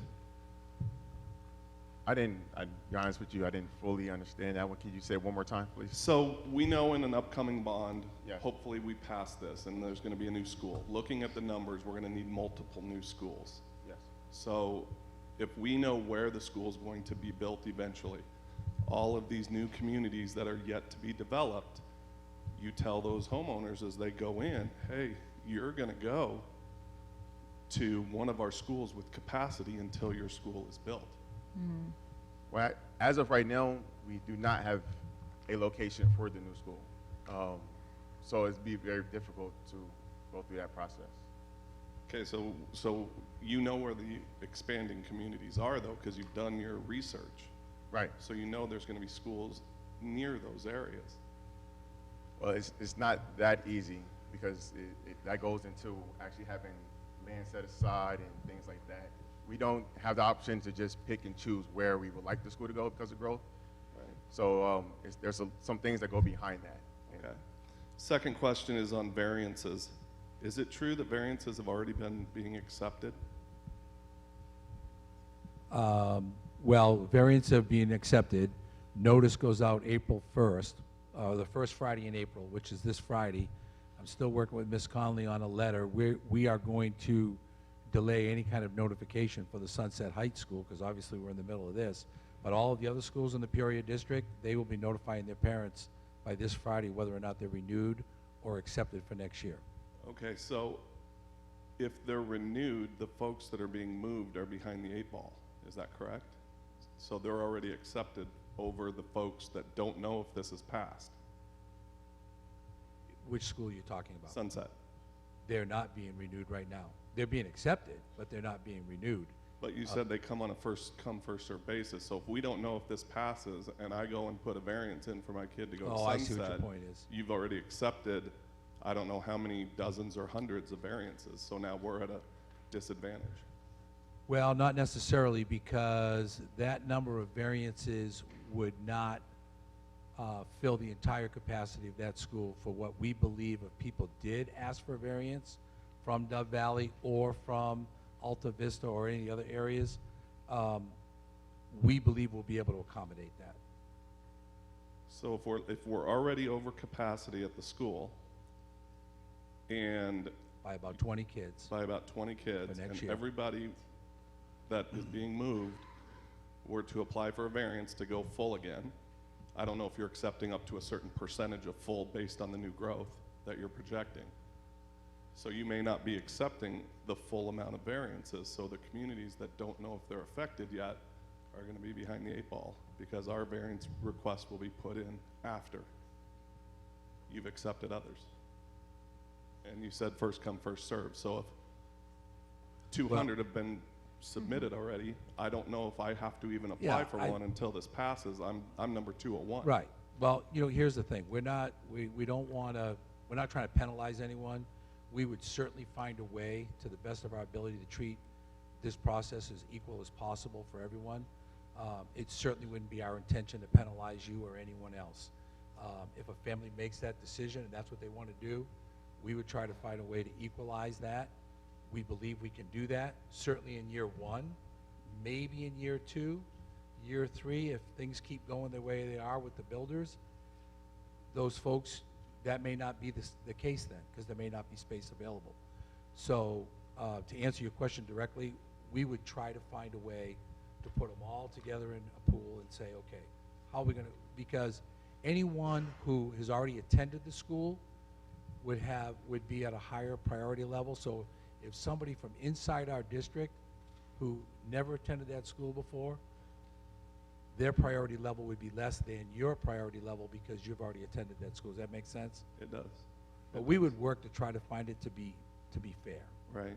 And then the last question, will be really quick, is if we were to get granted a variance and our kids in 7th grade and were to somehow lose that variance for whatever reason because of growth or whatever going into 8th grade, would the same rule apply that's applying now for the kids that are in 7th grade, that they're automatically get to go to 8th grade without being moved because that's their last year? Do you know that answer? Yeah, that's a great question. My heart would tell me to do that. I would stick to that. We'd try to find a way to make that work, to be quite frank. Very good. Thank you. It's a good question. Ma'am with the most perfect baby bounce over there for the last few minutes. Thanks for being so patient. Hi, I'm Bree, and I live in the 91st Avenue in Deer Valley area too, and I have a son in kindergarten, and my brother is in 7th grade. And my son has had a really hard time, to say the least, like as a kindergartner, and so much to the point where I was going to move him into a charter school because I thought he needed more one-on-one time, and his teacher said, just give me a chance, and she's amazing, and she said, do you know what change will do to your son? Do you know what will happen? And she explained to me their process. He feels safe now, he feels comfortable, he knows the principal, he knows the other kindergarten teachers, and I'm gonna have to tell him that he's gotta start all over. He's gotta learn everything new, which I'm not even worried about that. I'm more worried about girls who are about to walk into that path as that freshman. How my 6th grade neighbors, my 5th grade neighbors, I have them all the way. My whole street is 2nd through 6th grade kids. you guys prepared to have anti-bullying classes? Are you prepared to sit them down and explain to them why they have to move? Or why it's, you know, because all their parents are having to do that. And they have no idea why this is happening. And those people who are moving into the brand new communities just get to walk into their school, like it just doesn't make sense. These kids, you're paving their path and it's messed up. Like they're gonna be screwed up. They're gonna walk into a 6th grade, 7th grade with a bunch of other girls, and it's not easy. Like I know, I moved schools. So how are you guys expecting these 6th grade, 5th grade, 4th grade girls and boys to do that? To leave siblings, to have to start all over because of numbers? Why can't you ask the new community to do that? Like these people are here like begging for you guys to listen. And I know you're saying you're going to your drawing board and spending time, but I don't think you are. Like I think you guys are doing what you think is best, but you're not listening to the parents or to the kids. Sit with those 700 kids and ask them how they're gonna handle it. You know, like how are they gonna be able to emotionally handle that? How is my kindergartner gonna be able to handle that? And you guys don't need to respond to me, but I just really hope that like in the future, you guys don't do these to these kids, because Peoria District is really big on anti-bullying, so I see, but my brother was victimized of it. You guys can't stop it. Your little classes can't stop it. It's just gonna happen. It's up to the parents to try to do it. So what you can do is try to help those parents stop the bullying by not moving their kids. Like this is their future, and you guys are messing it all up. And that's all I have.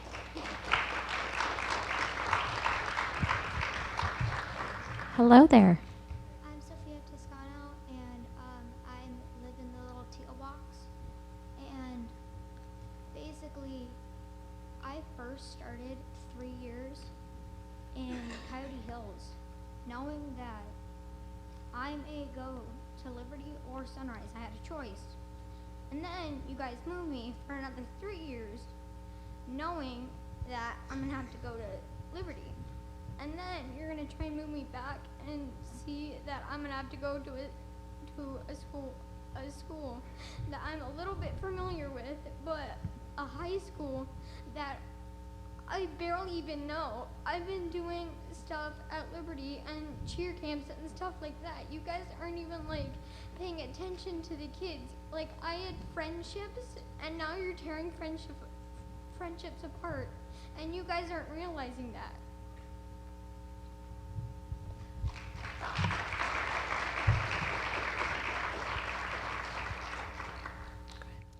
My name is Jennifer Rogers. I've lived in Peoria for 18 years. My son started at Zuni. He went through all through elementary. Then to Liberty, where he graduated last year. My daughter started at Zuni. Then 3 years ago, got moved to Sunset Heights. I do want to thank the committee for listening to our concerns last meeting, because originally on the original plan, they were going to send us to Park Ridge, or send my daughter to Park Ridge, I should say, which was just, I was not really cool with that. But so now they're zoned us back to Zuni, which is much better.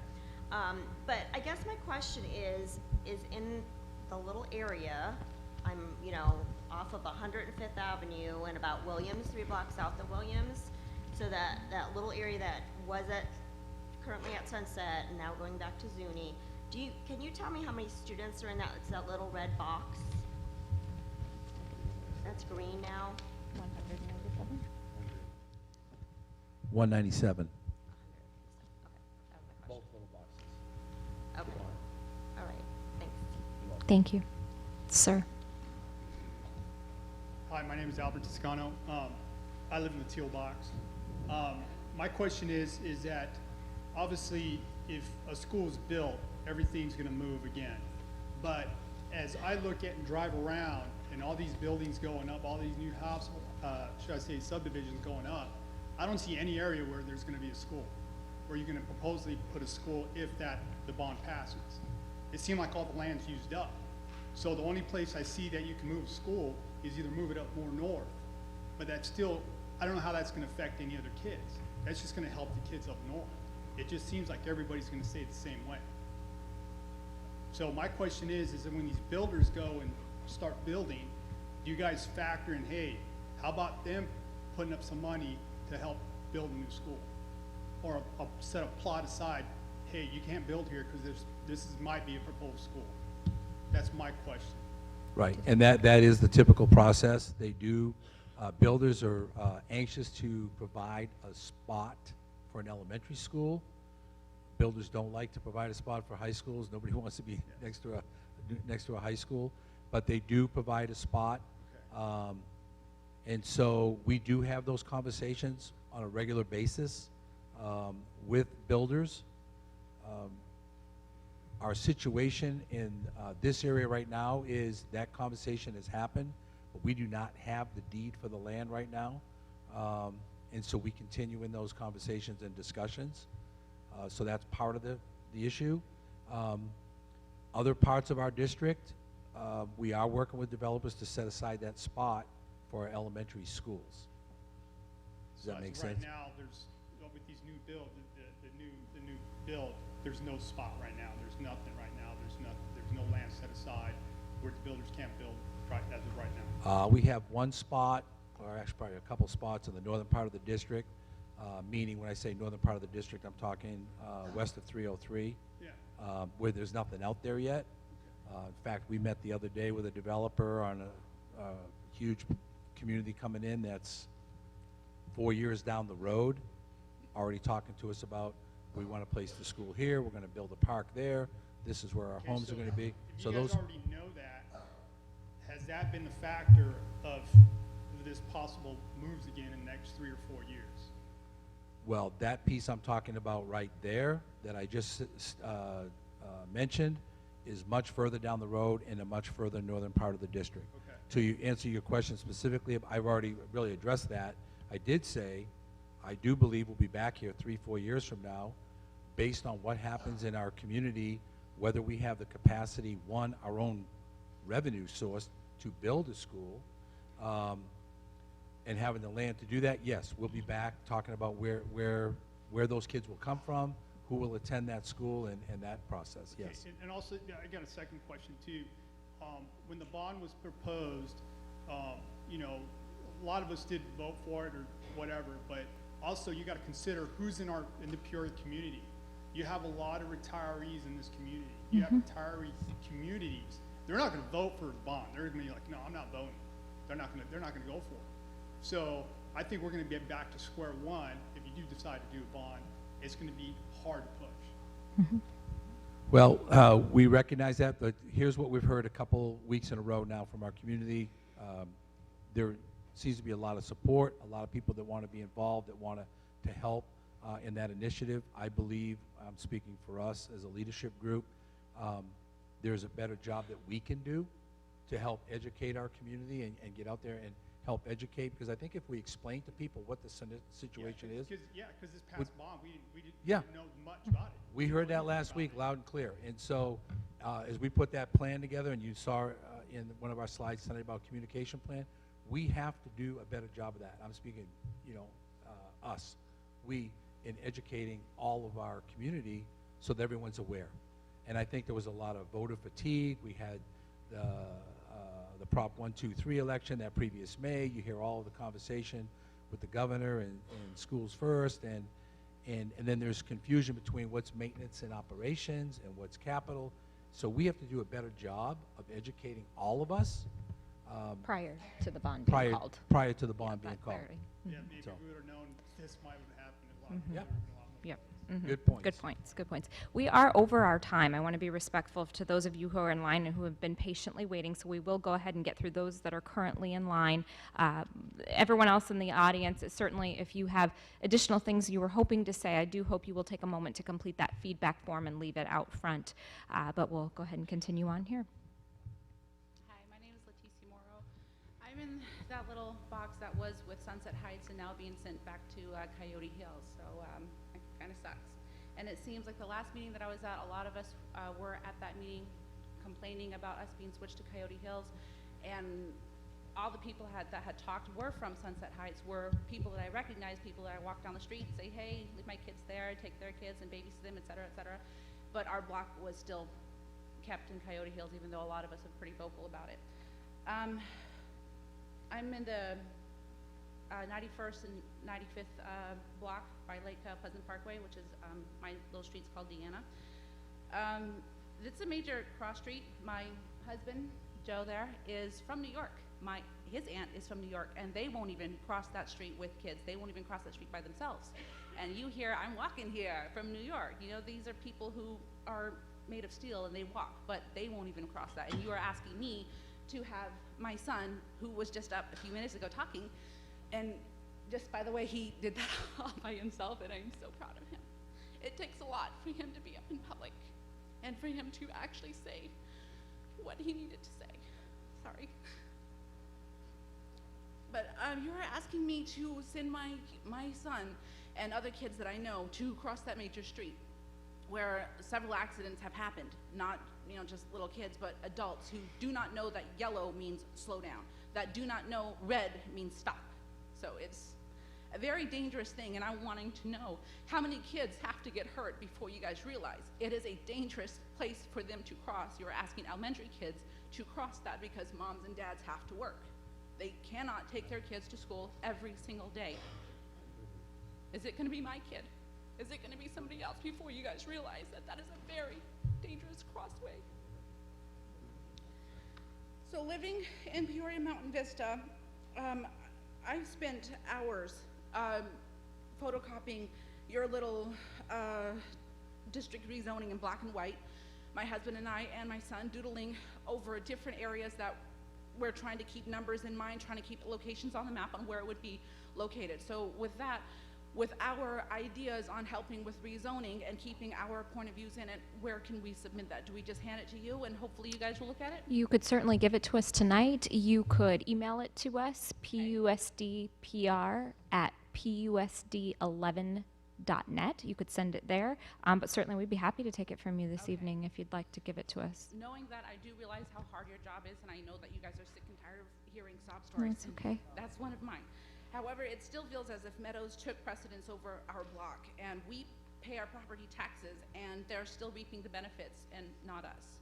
So I don't know how that whole section is still not filled, but you're telling my son to go back. And on top of that, he has been to preschool there and was bullied. And I don't want to say that it may be my kid. No kid wants to say that.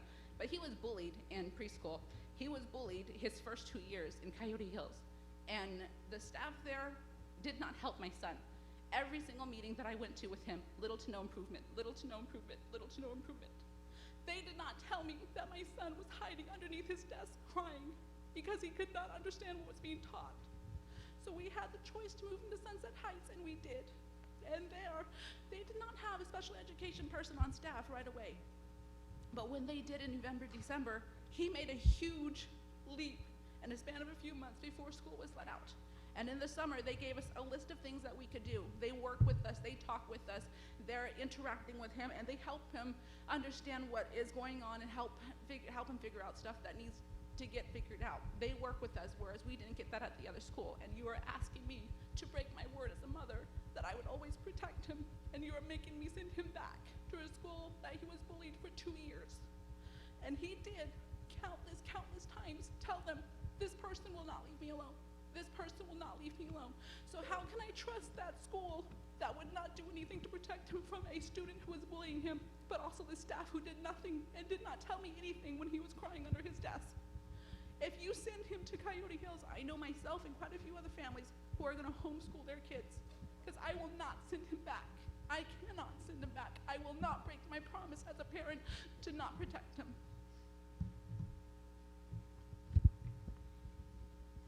I've actually had a friend email me this question to ask because she could not be here. By now, the question has been asked several times: what is being done at the city level to budget for new schools in the future, and what will they be doing to get state funding for public schools? I'm sorry, repeat the last part. What will they be doing to get state funding for private schools? Public schools. For public schools, okay. I'll do my best to take a stab at that. Just quick clarity, the city of Peoria and the Peoria Unified School District are two entirely separate entities. We work together, we collaborate, we have a wonderful partnership when it comes to growth and a number of other things in our district and in our communities, but they do not provide us funding for our schools. Our funding for our district is set by the legislature, so they determine that for us every year, and you can bet we are always advocating to our elected officials to make sure they understand the importance of public education, they understand our needs for growth. We have been in a situation where our capital funding, which provides the money for schools, has been reduced. So it's something that comes to us from the legislature, not the city. Hi, I'm Christy Snyder, and I just wanted to come because I think the majority of the problem falls in the Dove Valley and the Tierra del Rio neighborhoods with Zuni Hills and Sunset Heights. I heard you mention that if someone is going into high school, you will continue busing through their term at high school if this change affects their boundary. Do I understand that correctly? We have done that in the past. We'd have to verify that. I'm not going to guarantee that tonight, but we have done that in the past. So with that in mind, and also in light of the Tierra del Rio community having to travel so far to Park Ridge, that's a big expense in transportation, right? You're going to need multiple bus drivers to transport children to two different high schools that are now out of zone. So you're going to be running buses in different neighborhoods. So you're basically going to be running two bus routes, right, in the same neighborhood to get two different sets of kids to two different sets of high schools. And that's going to be a lot of outlaying money for you. When ultimately the goal is to keep all the kids in a certain elementary school so they can all feed into the high school. So I'm looking at it and I'm wondering if you can answer, have you really not strongly considered the idea of doing the pods? Because in my opinion, if you put pods at Zuni and Sunset, there would be a lot less change needing to happen immediately or even in the next 4 years, right?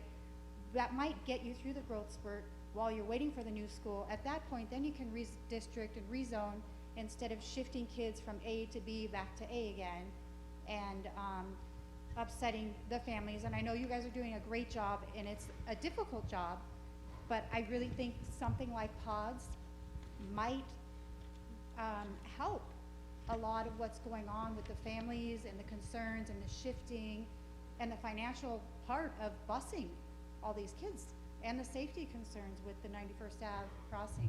So is that something that you guys have considered, or is that, and I'm sure you've looked at, and that's not an option? It's something we've certainly considered and looked at and continue to run the numbers on. They're expensive to purchase, and I said we have very little capital money, and that would come from capital money. So it's something we continue to look at to see if there would be enough to purchase to even get us to the short-term fix we need to get to right now. And, yeah, and I just wondered that, like, if we don't have the money for a school or a budget for a school, but we're going to continue growing, something's going to have to happen eventually. So if the pod is going to last for 5 years, and maybe you move it from one school to another school as needed, but at least you have that investment in a portable program that can keep the growth steadily and also eliminate as much transferring around as possible of the children. So that was just my question. If will there be another meeting? We're going to get to that in just a couple minutes once we get through everyone. Thank you, sir. My name is Tom Fife. My children go to Sunset Heights, and they're going to be staying there. So first, I can honestly say my heart goes out to everybody that is proposed to move. I know if I was in your guys' shoes, I would be doing exactly what you are, because I was at the last meeting doing exactly what you are. It's hard to hear exactly what the stories that you guys are telling. I would not give up. I would keep pushing as you are. And I would probably tell myself to shut up and sit down, because what do I have to say? But I just thought that maybe I could provide you guys a little bit of insight for what's transpired through my eyes, having not really be a part of this whole equation until the meeting Tuesday, and I've been to every meeting since. So for those that have not seen what's transpired kind of behind the scenes, I just thought maybe I could provide some insight. First, the meeting on Tuesday, for those that either watched it or were a part of it, I mean, it was a fire hose at them. Everybody was upset, myself included. We demanded answers. We wanted to try to find solutions that prevented the least amount of people being moved. And most importantly, we wanted to provide a safe, a bright, and secure future that we hoped to provide to our children. And not only that, but the community we're built around, our friends, our family.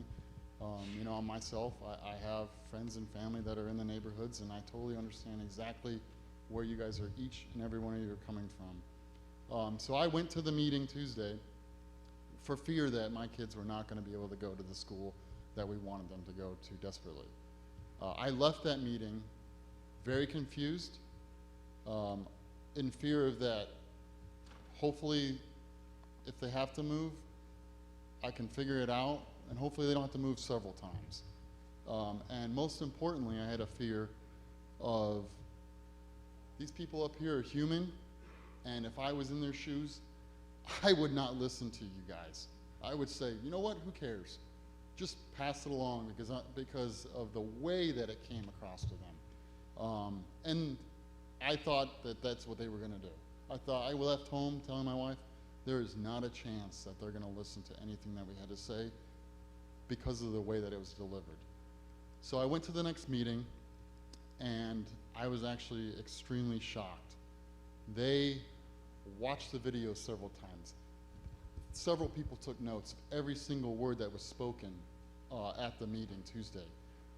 And they came up with a list of concrete concerns, legitimate concerns, whether it be special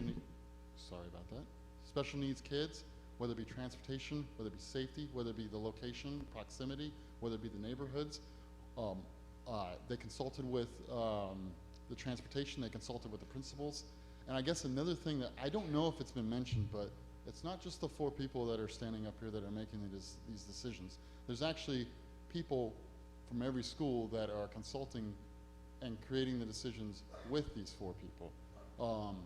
So they got involvement from every single school and every single community, every single person that they could think of, and created a list. And from there they said, okay, how can we make the biggest impact and change?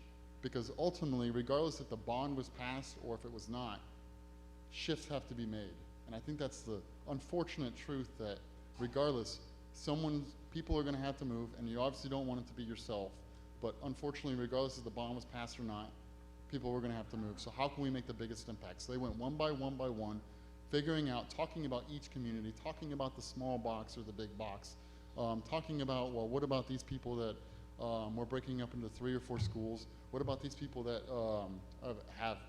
they're voicing from this school, they've had to change 3 or 4 times, and ultimately they came up with multiple solutions. And each time they went around the room and they said, how can we make this better? How can we make this better? And they came up with multiple revisions, and each time there was pluses and there was minuses. And ultimately the one that they presented before you, everybody agreed in the room that it was the best solution for Peoria overall, realizing that the individual home, that probably may not be the case. So the only thing I would say besides that, other than trying to outline kind of how it shed some light on my eyes, the amount of work, the amount that they care, the amount that everybody in the room, even the people that you're not seeing up here on stage, that they put into trying to create a solution for everyone, really shocked me.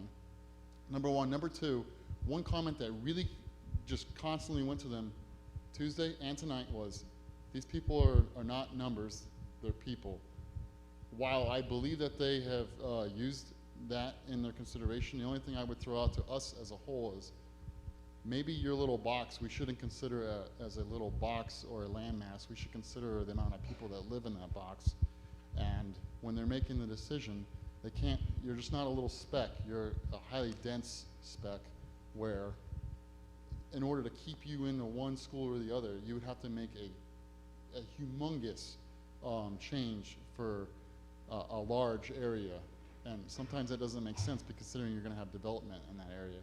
And then my last comment is that that you know, unfortunately, I've decided that if we have to move, we have to move. Hopefully, we don't have to move multiple times. But I also realize that if I'm you and I'm fighting for my kids, which I would be, you have to consider that if you shift you to stay at a school, that means somebody else isn't going to shift.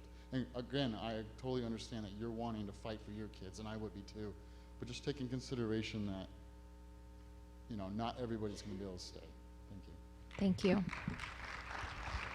Thank you. Good evening. Thanks for waiting. No problem. My name's Adam Wells. I live in that little, just north of Williams there, right next to Zuni Hills. And I get why we're moving over there. It makes sense. I actually think that there's some other neighborhoods right there that might make sense to look at Zuni Hills too, to maybe get some of these people who have to cross this busy road somewhere else. But so I just want to talk about the proposition real quick. I didn't know, there was very poor communication about what that was. The only marketing I saw about it was, this doesn't affect us in South Peoria, so we're not going to vote for it.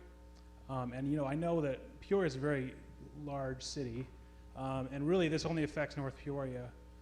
My question was, like, have they looked at the schools in South Peoria to see, are we utilizing all those correctly? I mean, is there a school we could sell to, like, or schools we could sell down there? Maybe maybe they'd have some skin in the game in this proposition. I mean, also, can we make a North Peoria school district? Like, separate ourselves from South Peoria? But just kind of comment on those. Yeah, just real quick. I'm not sure I want to address that second half of the question. We So are that's the a yes, Peoria make the Unified North School Peoria? District. I will say, though, one of the things on any type of election, when we go to the voters, there's a pamphlet. I do believe that's delivered to every home. And, you know, you look at it and you go, oh my gosh, I don't want to read that. It looks, but actually, at the very beginning of that, it does, in pretty short summary, detail what a yes vote will achieve and what a no vote will achieve. And so one thing I do want to assure everyone is there was $198 million is what we were calling for. It's not all sold at once, so that bond tax doesn't hit you all at once. We work very, very hard with our CFO to maintain a steady level on your secondary property tax rate. That's where you'll see this appear. And we can control that by the number of bonds that we sell. Of that $198 million, close to half of that was for the construction of a high school and an elementary school. The rest of the bond addressed all of the schools in our district. And that dealt with things like renovating every single restroom in every school.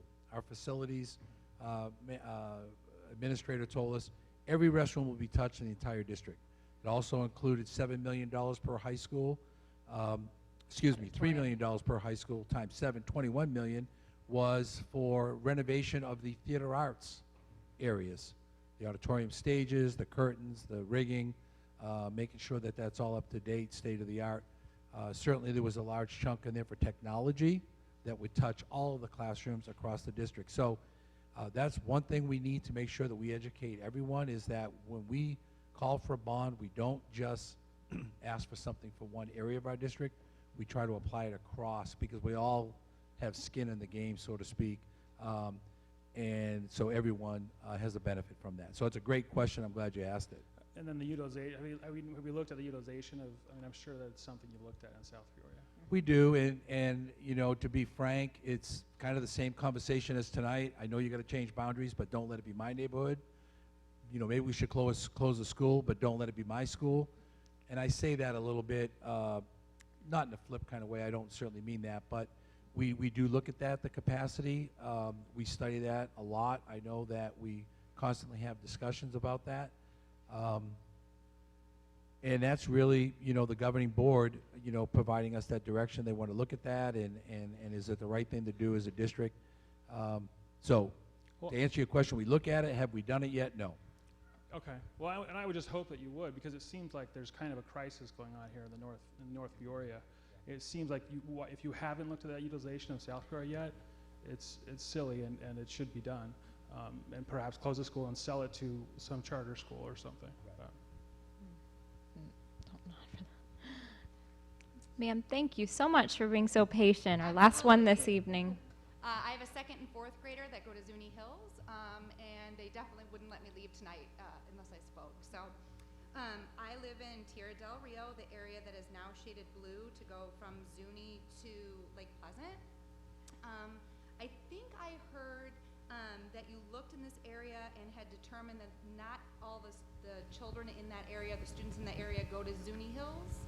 That you had done some math and, is that correct? Well, the statement was more broad. It wasn't a specific area. Okay. Our comment was that of all the students zoned to Zuni Hills, the entire boundary, 37% go to other schools other than Zuni Hills. So not just your Tierra del Rio area, but anywhere in the zoning for Zuni Hills.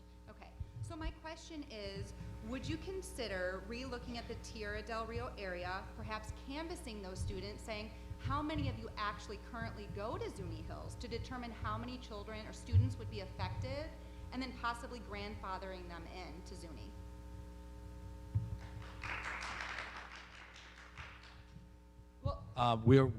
You'll see in the next slide, we are meeting again. We could certainly look at that. I can't guarantee that that would change. I don't know the number off the top of our head. We actually know that number, the kids who go to Zuni Hills from that area.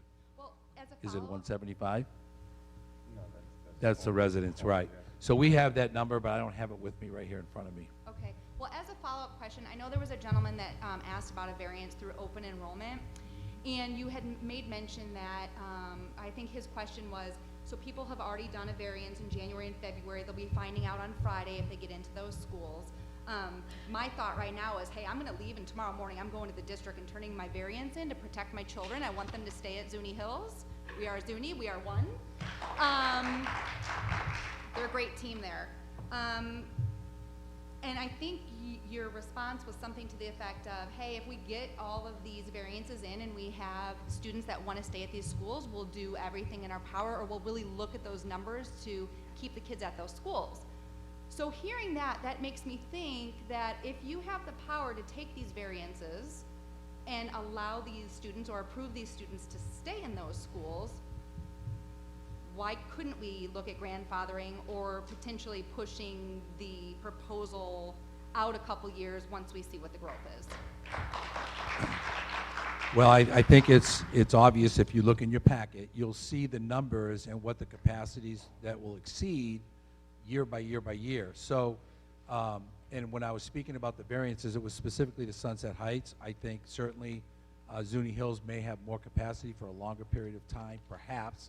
Although if you look at their numbers, they're pushing, I think, well, they were the school that they're going to show 102% capacity in the second year.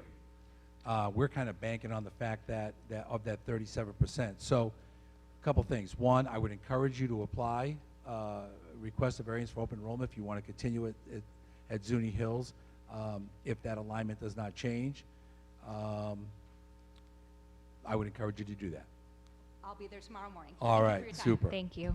Thank you so much to all of you who got up to speak tonight. Certainly we appreciate it. I'll remind you once again, if you didn't and you want to fill out that feedback form, those of you who have joined us on the live stream, certainly you can still go online, and there's a form online that talks about boundaries during that section. You can see there's a form there. You can complete that form and just do that electronically. You can also email us at pusdpr@pusd11.net. I'll ask my students in the booth if you can bounce me forward another slide here. I will share with you they're tweeting back there or something, you know. There we go. If they can move that slide along. Okay, one more, I lied. Just talk to you really briefly about next steps in this process. I know a couple of you brought it up. There is another boundary committee meeting. It's actually tomorrow, so certainly they'll go through their process again of determining what did they hear tonight and do there need to be any revisions or not to their proposal. I believe it is still their hope that this will go to the board April 13th with some type of a recommendation to them, and I'll remind you that the governing board are the ones that make the final determination if we are going to move any boundaries.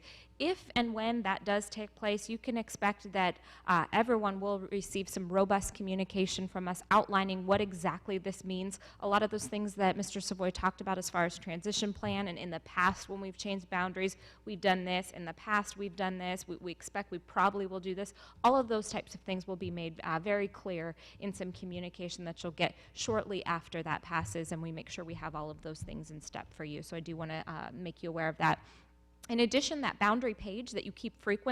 frequenting on our website, you'll be able to refer back to this video, the past boundary committee meeting that we live streamed, as well as any additional pieces that come out of the committee will certainly be posted there. So once again, I want to thank you so very much for taking the time out of your evening to join us this evening. We really do appreciate all your feedback, Mr. Croto, and to you as well. We really appreciate you having us here at Liberty, so thanks so much for your hospitality this evening. Wish you all safe travels on the way home tonight. Thank you.